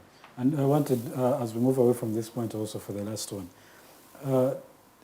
from a person who has been in the policy-making space, what do Ugandans do right now? No, I think like Ochieno has said, the Minister for Local Government should have alerted the policymakers in time. Look here. By the way, you know, somehow you also fail to understand how our country plans. We have just passed the budget. And yes, just now this is the month where the budget is starting to work, the budget for this financial year.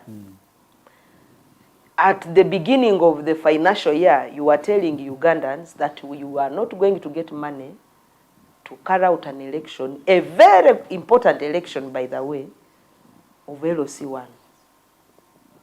As if you have just woken up and discovered that the structures have expired. As if you didn't even have in plan that you will have elections. That's why I'm saying it was deliberate. Because they knew that these structures were expiring, and they knew that elections should have taken place. By the way, they have done the same to the women castles. Yeah, yeah. Oh, yes. Yes, they first did that to the women, and everybody kept quiet. We thought it was the women. Now they have done it to the LOCs, and everyone is just keeping quiet. And if you don't mind, actually, if you don't mind, that's very interesting. Actually, I've forgotten about that women one. You know, the LC one, the one before, also had to be subjected to court, as I think you rightly said. We need to reemphasize that. So this thing happened before. These guys were in position, in offices for, is it how many years? They were there for 7. Towards 8 years. So why does this guy take us so much for a ride like this? So it is actually taking Ugandans for granted that their voices no longer matter. Yeah. That even their leadership structures do not matter in Museveni's government. Even when they are catered for by law, they don't mean anything to him. He can wake up and muzzle everything and nobody will speak. And you know, these are some of the small things. You may look at them as small, but in Museveni's mind, they mean a lot. Yeah. Because here he's telling you, you can do without the women castles. If you have elected, just have those ones you have elected, they will stay forever. And you say, okay, these are just women structures, and you ignore. Now, they have come for the LOC1 elections. Before you know it, they will say, these are just elections of LOC1. After all, they don't do much. There is no salary attached to it. Man, even when there is no salary to this structure, it is a structure of governance under our laws. Good governance principles would dictate that we follow the law to the letter and that the law should be adhered to by all Ugandans. So the body that is responsible for these elections of LOC1, shame upon you. Because if you knew that it was not going to happen, then they should have come to Parliament earlier to say, look, we are envisaging a crisis.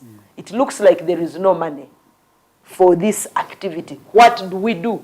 Then in the wisdom of the legislators, they would either have looked for a shortcut of now adjusting the process, if it is there anyway, ways of adjustment. But where ways of adjustment are not there, then they would have gone for the usual that they do when they want to give the Pinetis money, borrowing. Let us borrow and commit what we have always been committing, because we say we have our oil, we can borrow as much as we can, and we shall pay when we start harvesting our oil. Good enough, they are telling us very soon. It's not our oil, it is his oil. Very soon his oil is about to be ready, and he pays. But let him give to Ugandans what is due to them. This is a constitutional matter. It is a legal issue. Before we are taken to court as a country, let's first sort this. Thirdly, the issue makes the minister for local government look ugly. Because it's like he's not in charge of his own docket. Because even when some people are asking questions, we are saying, please ask the Attorney General. Like, or ask the Electoral Commission. As the minister, he should have been the first one to be heard in Parliament to say, colleagues, there is a crisis. However, I have informed the Attorney General. Then possibly we are in discussion between the Attorney General, the Electoral Commission, and my office. So we are going to bring to you a decision that we have taken as the three organs of government. Now, Parliament would now be waiting to discuss that. But it is even too late. That discussion should have come before the expiry, so that an alternative is given in time.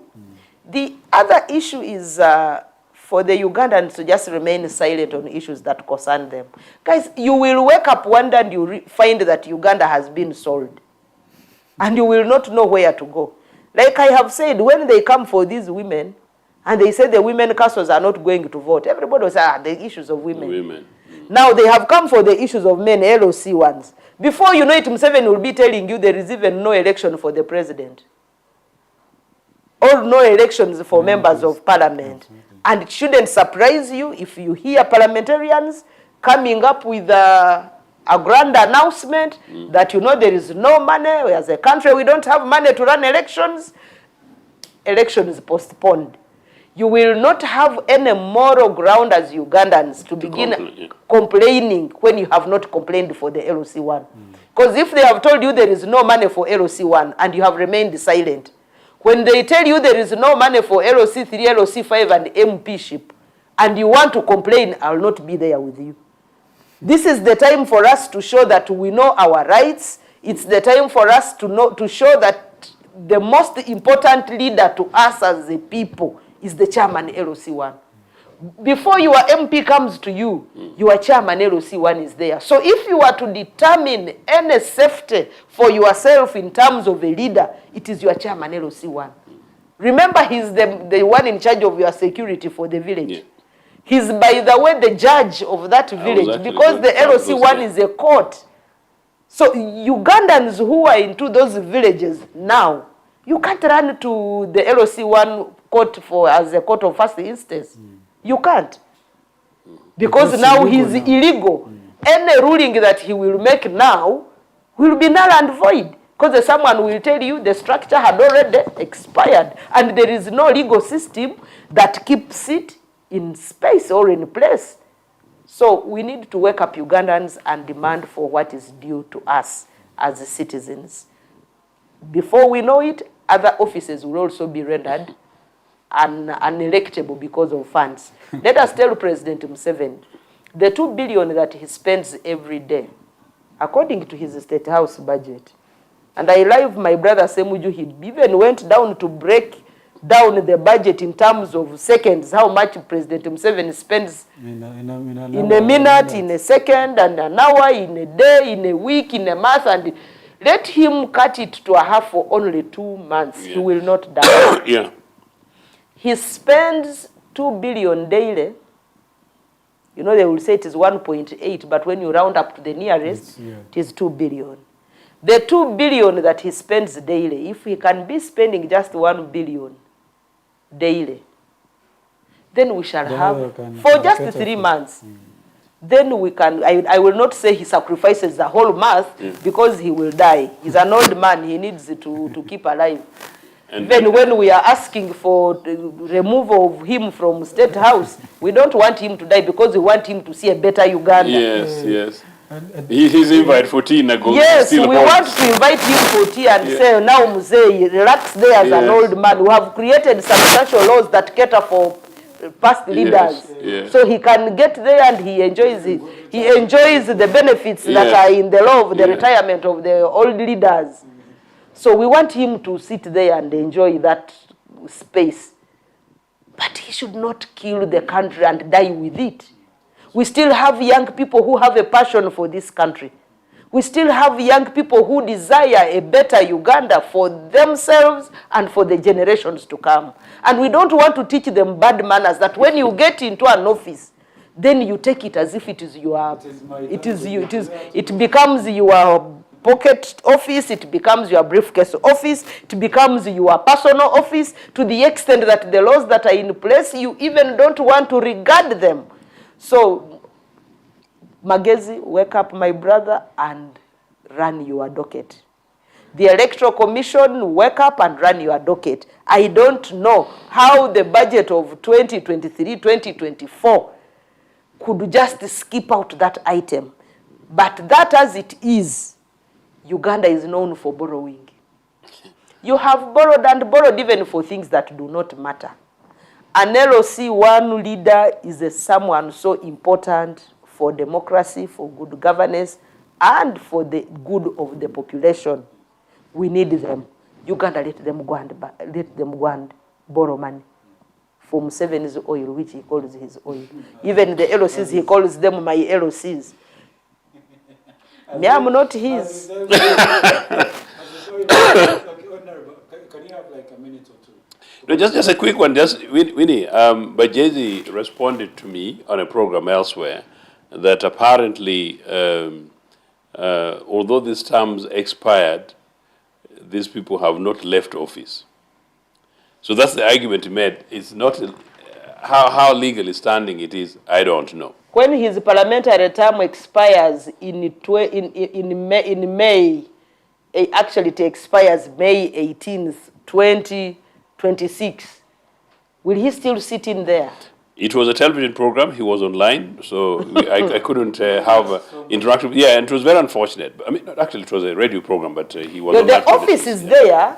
The office's term does not expire, but the office bearers, their terms expire. Yes. No, I just thought I would say that on the basis of what you're saying, because the point is, it's a crisis.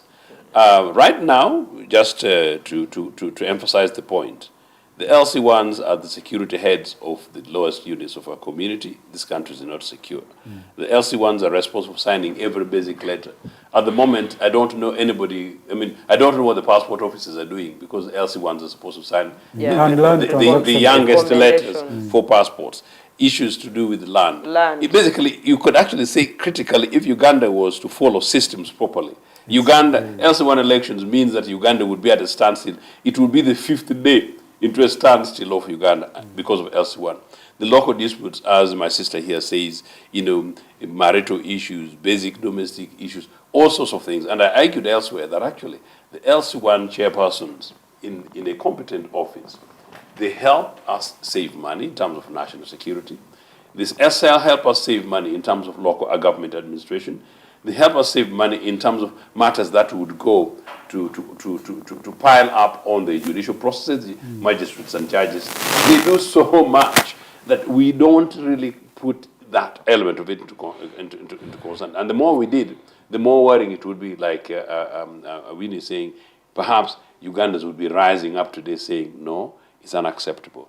But the fact that people are quiet over it, and it appears today is Monday, this week is going to proceed as if it's business as usual, is an extraordinary. So it has been a week. It was announced last week. We are moving on. Special country. But finally, Another money, Winnie. State House, there is, I think, a budget for 89 billion or something like that, billion shillings for gifts. Oh, yeah. And even the money for funerals, by the way. And the 500 million that is meant for state funerals, they can get some other money from. On the State House budget, there's also for veterinary stuff. I don't know if this country runs for veterinary. Yeah. We know which veterinary. For me, that one we shall investigate. But look, no, but on a serious note, actually, I can imagine President Obote having a budget for gifts. President Obote having budget for gifts. And before Mr. Museveni talks about other things, actually an American president for gifts. A British Prime Minister, we picked it from the British for gifts. I have been to Downing Street, by the way, and have visited members of parliament. Gifts. Ugandans, wake up, listen to Winnie. Ugandans, we need to turn around this country very urgently. Very, very urgently. The West and where we're taking our country, it's extraordinary. All right, thank you so much. I think we've gotten an idea on that one. We need, it's a very basic unit that we cannot afford to neglect because everything literally else hinges on that one. But to move on, the national, it's called Enterprise Corporation, the commercial arm of the UPDF, is creating a private security firm, apparently to compete with all the other private security providers. What do you think about this? I don't understand. It feels like a joke, but it is not, unfortunately. You know, there are things that I look at and I keep asking myself. You know, I don't know what President Museveni takes Ugandans for. He created an engineering department of the UPDF and actually gave standing instructions to departments of government that if there is any construction that must happen in a government institution, that money must be, that contract must be given to the engineering department of UPDF. Which means even the contracts committees are rendered useless.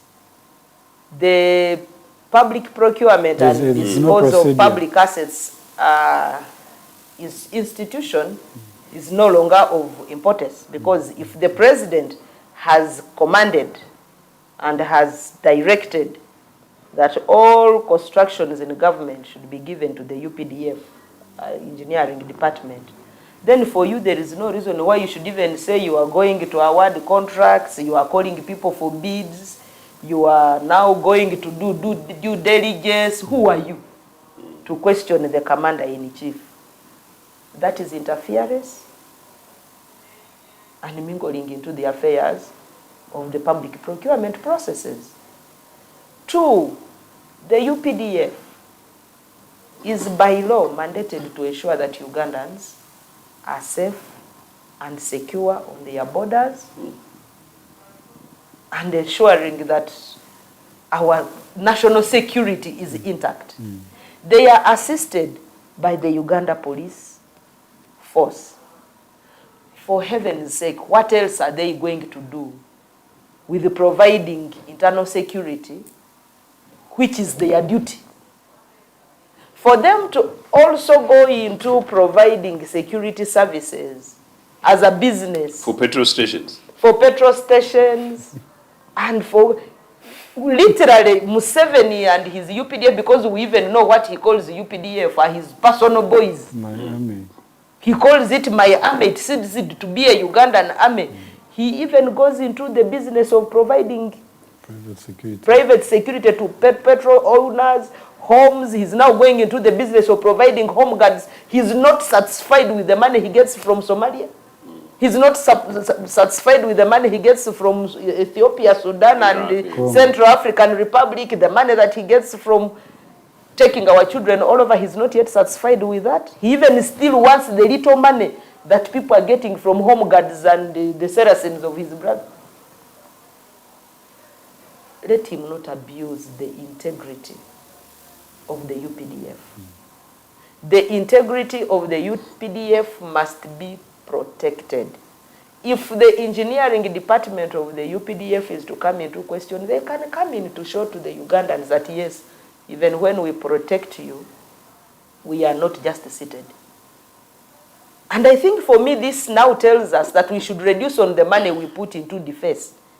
Because it looks like security is no longer a very serious issue, that now we want to use it as a matter of business.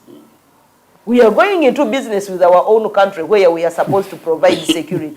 So now, if Uganda, the Uganda People's Defense Forces, is also going to begin now asking Ugandans to pay for their own security, a job that they are hired to do. So why are they pretending to be in charge of our security? Because for me, I would imagine that coming up with an idea to start a security company, in a way you are saying, for us, we have given up.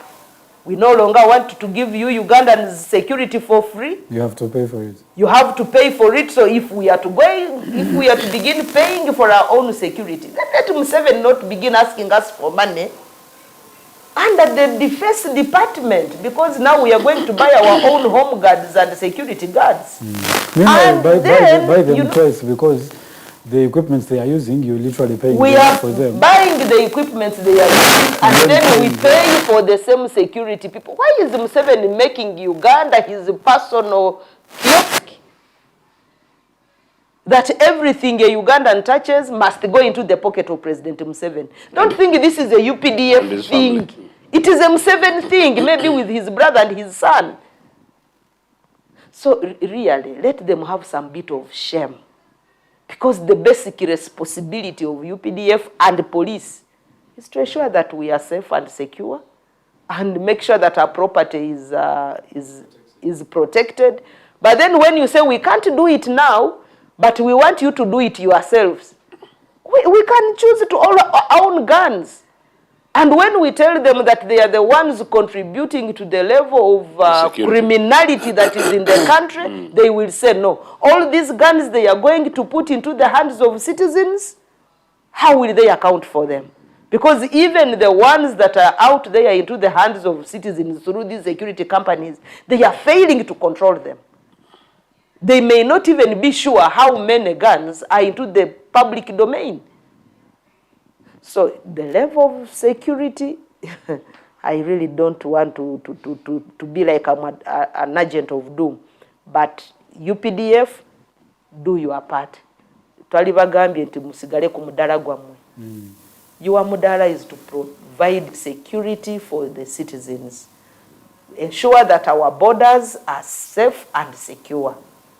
The Uganda police is to ensure that we are safe with our properties.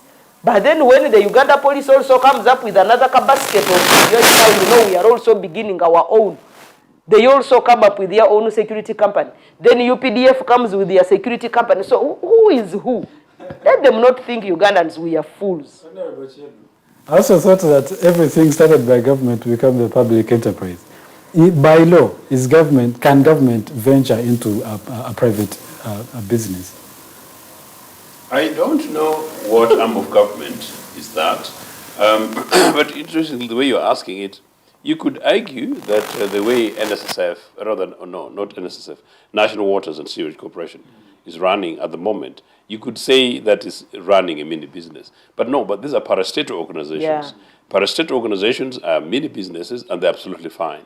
In fact, a future UPC government would renationalize, reclaim the parastatals and then run them as efficiently as we did.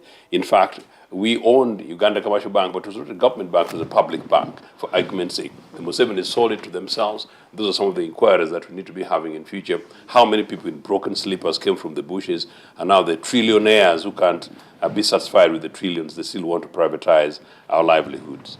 But as a matter of interest, Winnie, my own view is actually that the army should really not be involved in internal national security and the extreme.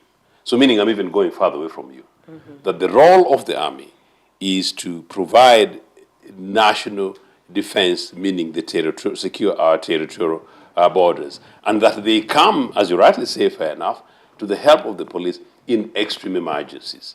And I mean in extreme emergencies in which the police skills and expertise don't apply, or the police are overwhelmed in terms of capacity.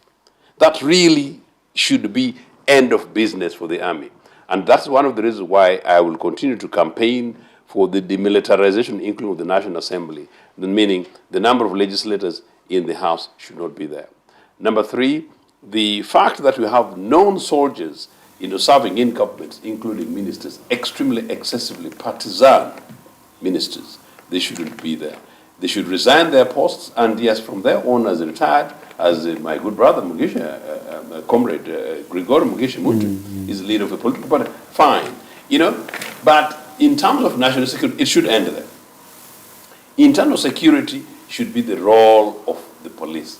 I have argued, and I continue to argue, that our job is to equip, train, capacitate, moralize the police, and make sure that the shacks and slums in Naguru don't exist across Naguru and all police stations across the world. Motivate these guys. And then three, in terms of broader national security, make sure we've got LC systems that work with the happy citizens, not the ones that were bringing both of us here, close to tears on Kasese, and make sure that if such a thing is happening in Chinoni, that the ordinary citizens work with community policing officers to provide day-to-day basic domestic securities in our community.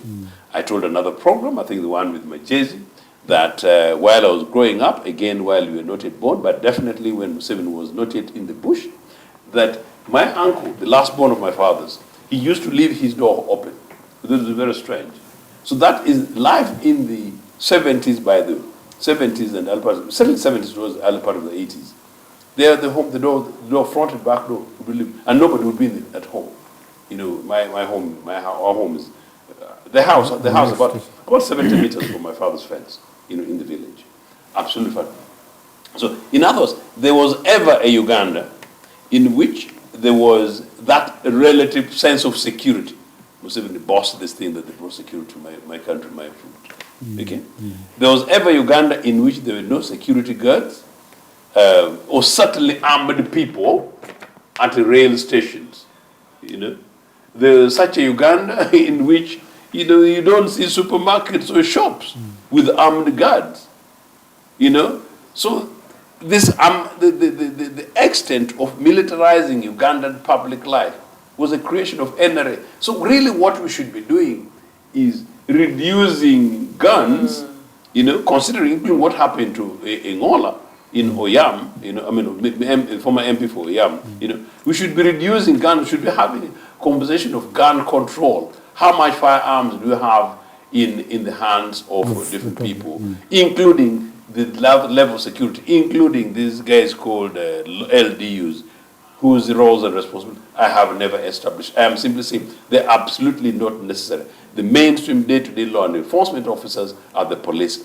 We should equip those people, and if they don't have the size and armed numbers, we should recruit more people and join the police. Okay. The rest of it can be intelligence services, which can be civil intelligence, and we accept that there will be military intelligence people. That's absolutely fine to coordinate and support us. That is how nation states work. And the country that Win and I want to leave for you guys, that is the country of the future. A country in which you go to a petrol station and you don't have to face a gunman at a petrol station, a gunman at a supermarket, and a gunman everywhere. And the gunman, sometimes you don't actually know whether they're mandated. Driving in town, sometimes you find somebody putting on dark thing, or is there a police officer in dark uniform or some security guard or something like that. Those are the things. Now, to bring in the army to get into this funny business is almost criminal. Let me tell you something interesting. Mr. Museveni told, in 1988, Museveni told, it was a boasting Mr. Museveni, that he was going to introduce an engineering unit in Uganda Railways for the army, and that they would be building rail sleepers, and he was saying that how could we not be able to manufacture a rail system? On the other hand, now the rail system is dead. So where's the engineering unit of that he promised in 1988 of that, So, no, it is shocking, and like Winnie said, the fact that this is a conversation and we do not have it as a national crisis and the national major conversation of a possibility of saying that we need to have a mini protest, that no to arm, no to private securities with an extension of Mr. Museveni, it shows actually how much we are taking our lives and livelihoods being taken for granted, and how we are allowing Mr. Museveni to drag us to a point of possibly no return for the Republic. A friend of mine said before we met we'll have a private central bank. By the way, because I really don't know who would now check who. Because we thought that government was checking the operators of private security regulators, yes. That the government will regulate. Yeah. But now how do you regulate yourself? When you are part of it. When you are part of it. If and it's profit motive. Yes, there is a motive of profit. One I know is that they are now going to tell all other providers to lay back because UPDF is the one that has the experience. Instead of training the private providers' security. Because for us, that's what we have been saying. Train, can government train before you give these people guns?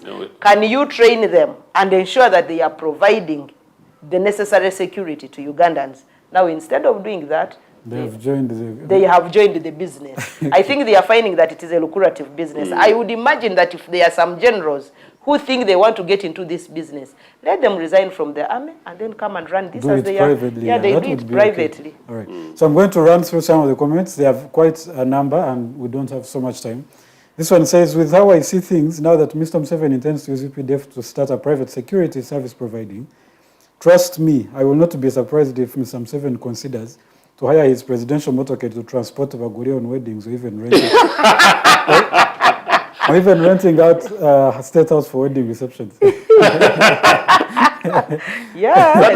For me, possibly I would do that as president, but the money would go into catering for the disabled people walking in the streets of Kampala. Yes. All right, this one says, this is Rita. Now, thank you so much for joining, guys, and viewing.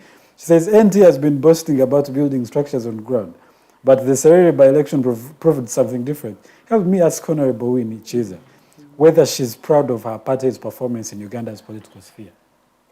I can say yes, I'm proud of my political party's performance. At a time when it came in, ANT was able to come out with a district chairman. It came out with 3 mayors. ANT has 23 councillors at district and at sub-county.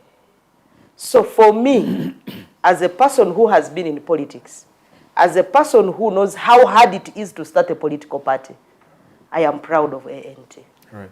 And with Serere, I have told Ugandans that I think it is only the people of Oyam who have told us that, you know, people are not going to use emotions to ask for votes. Even when we went into the Serere by-election, everybody should know that with the emotions aside, there was a lot of rigging, a lot of intimidation, a lot of money that was pushed. We even, by the way, Honorable Lasso was calling the Electoral Commission chairman, Byabakama. They were at one polling station where all her agents had been compromised. And when she said, please, I want to change them, they denied her changing her agents. How do you go in a football match and you even want to substitute and they tell you you are not going to substitute? Yes. Is that a fair game? So Serere should not be the benchmark on which you should hold ANT, maybe like saying it's not a party that can win an election. No, Serere shouldn't be the benchmark. I know that what was in Serere is something that we have been complaining about as all citizens of Uganda, about militarization of elections. I saw tankers in Serere and I thought possibly Konye was again there. Or maybe Jamiru Mukulu had been set loose from the prisons and was in Serere. They were looking for him. And I said, is this an election or it's a battlefield? So what was in Serere was not a normal election. People should not hold it on others. All right. And that's why I'm saying that I really want to thank the people of Oyam for having not succumbed to the intimidation and using emotions as a benchmark for voting people. Okay. Brooke Williams says we should mobilize our people to resist the junta using small resources parties got from iPod, 80 billion. He also says majority politicians in Uganda are just opportunists. See Kenya's Mio leaders move together with their leader, Raila Amolo Odinga, fight for Kenyans and reclaim their power. Here, MPs and other leaders with positions no longer care about liberation, only waiting for the next election. And he's right about that one. Yeah. He also says it's foolishness for a person to think a dictator can let political parties operate smoothly. It's like thinking US can let any country operate without having their people inside to spy for them. Okay. Most of them are comments. There's also this one, Ethan says, ANT said they would be hurt if Mwiru had joined NRM. Why does it matter where any political player decides to play from? You want to answer that one? Because we are still in the same, we would be hurt because we would know that he's playing from a different ground. He's playing with an opponent, but he's playing with comrades. That's why we are not so much hurt. He's still on the same track. We are still fighting for the same, we are in the same struggle. So if he had changed the struggle, that's when we would be hurt. But the fact that he's still into the opposition, he's still on track. All right. So I think the others, people who have just, they are thanking you for being on the show and for sharing with us the knowledge and wisdom that you both hold, which you have had quite an extensive experience. So as we leave, I want concluding remarks from each one of you moving forward from all the issues that we have talked about. How do we move forward? I would like to thank all those who have sent in their comments. I really want to thank you for participating in the show. You know, it is always frustrating to be on a TV show and you don't get any comment. You just possibly think you have been talking to yourself. Now, receiving these comments make me believe that we have been talking to citizens and that they are listening. Indeed, it is frustrating that we can keep a dictator around ourselves and nobody is speaking anything. I also would like to call upon the citizens of Uganda, don't continue blaming leaders because each one of us has a duty to play. Absolutely. We all have roles to play to make sure that we get ourselves out of this shit that we are in. It's not a duty of only ANT, it's not a duty of only UPC, it's not a duty of only NUP, it's not a duty of only FDC, it's a responsibility that is on us Ugandans. And then to all our colleagues who think that the strides ANT is taking of building a party, you will get to understand them when the time those skills and those capabilities are needed. That is when you will come to understand and say, I think ANT was right. Because we know there is going to come that time when we are going to take Museveni out of power, whether by civil action or civil disobedience or through an election. And you will need these people who are ready to put their brains together and take Uganda to where you want it to go. In fact, those who underrate the efforts of ANT are the people who don't want us to have a peaceful Uganda after Museveni. So to us who really want to continue having peace and ensuring that our children and their children continue enjoying the beauty of this Pearl of Africa, we want a team that will come into office that will be able to put our country together and ensure that they participate in the healing of the souls of the Ugandans who are hurting. I've just talked about what is happening in Kasese. People are hurting. Yeah. You know what is happening in Igulu. I do. You see people's land being taken in broad daylight. You know what happened in Teso with the Mokura massacres. All these are unresolved conflicts with the people hurting, with the people crying, but they have nobody to cry to, nobody to listen to them. So we want to be this force that will put the country above ourselves and we put people together to shape a destiny that will be desired for all of us. And in that destiny, we want to have a UPDF that will be responsible for the territorial boundaries of the country, working together with the Uganda People's Defense Forces without necessarily going into business with the citizens that they are supposed to protect. If you are meant to protect us, then you don't have to sell us the services for which you are hired to do. We can't buy our own equipment because every other financial year, the highest budget is of defense. And the one of defense is under, they call it classified expenditure. And they have told us under classified expenditure, it's the weapons that they buy.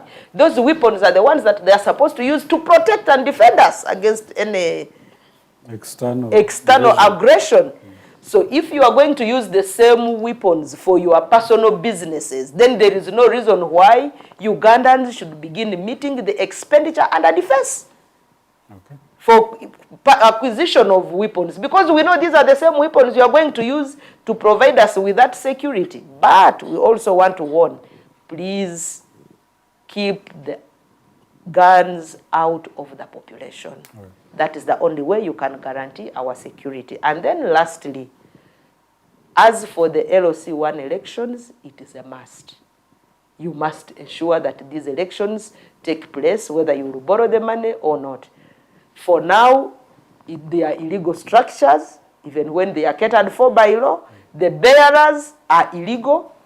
You need to ensure that the bearers in these structures are legal and have been accepted by the population that is supposed to put them into office. Right. I want to say thank you for being part of this show. We continue to wish you a good week, nice week, and may God bless you. Thank you. Thank you so much. Honorable, sir, your concluding remarks.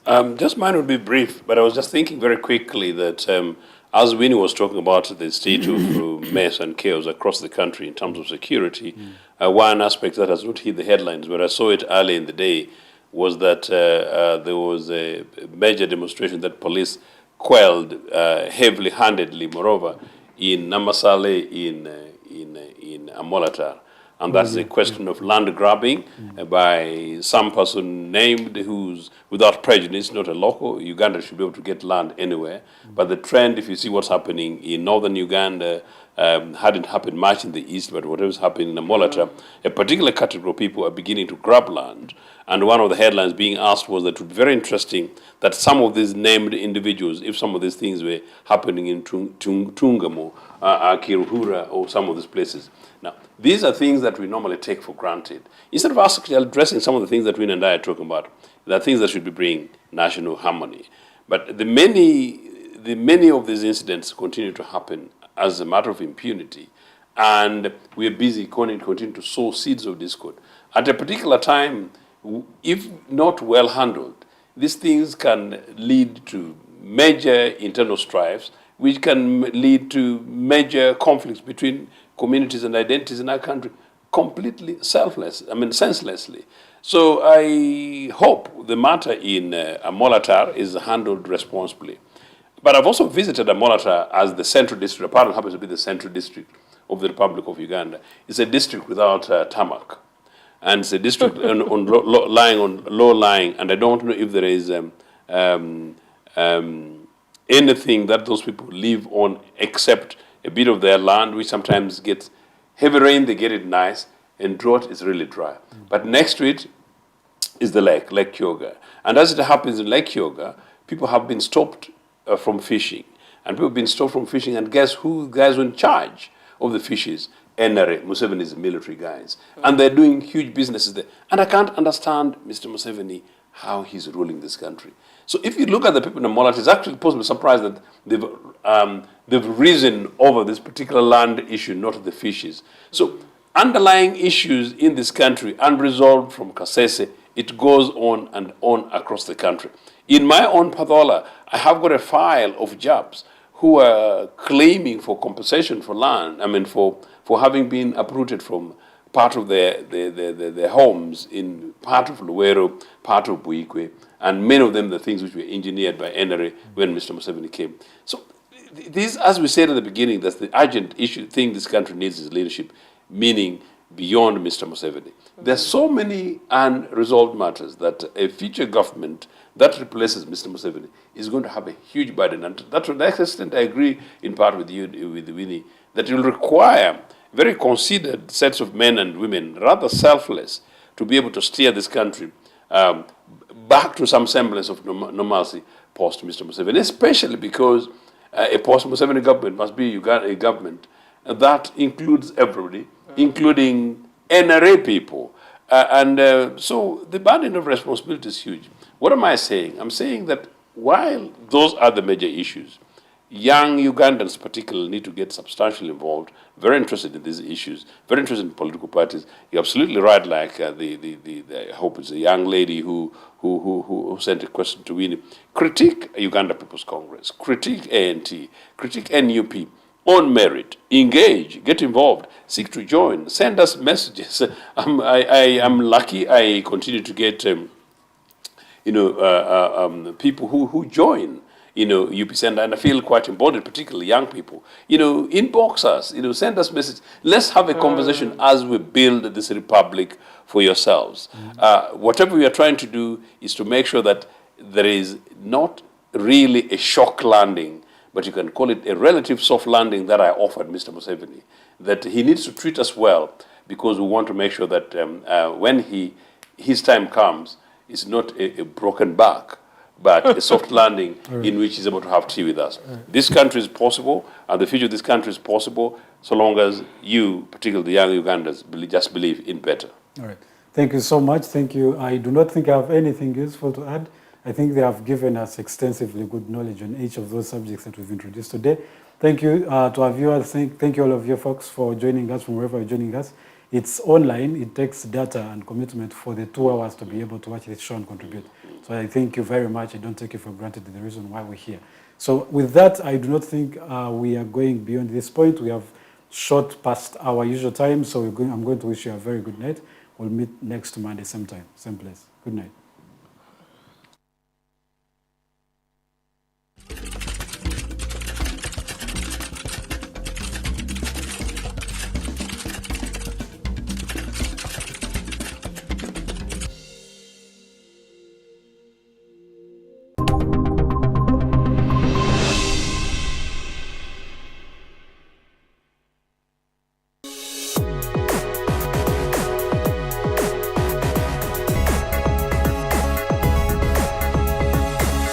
The Alternative Digitalk.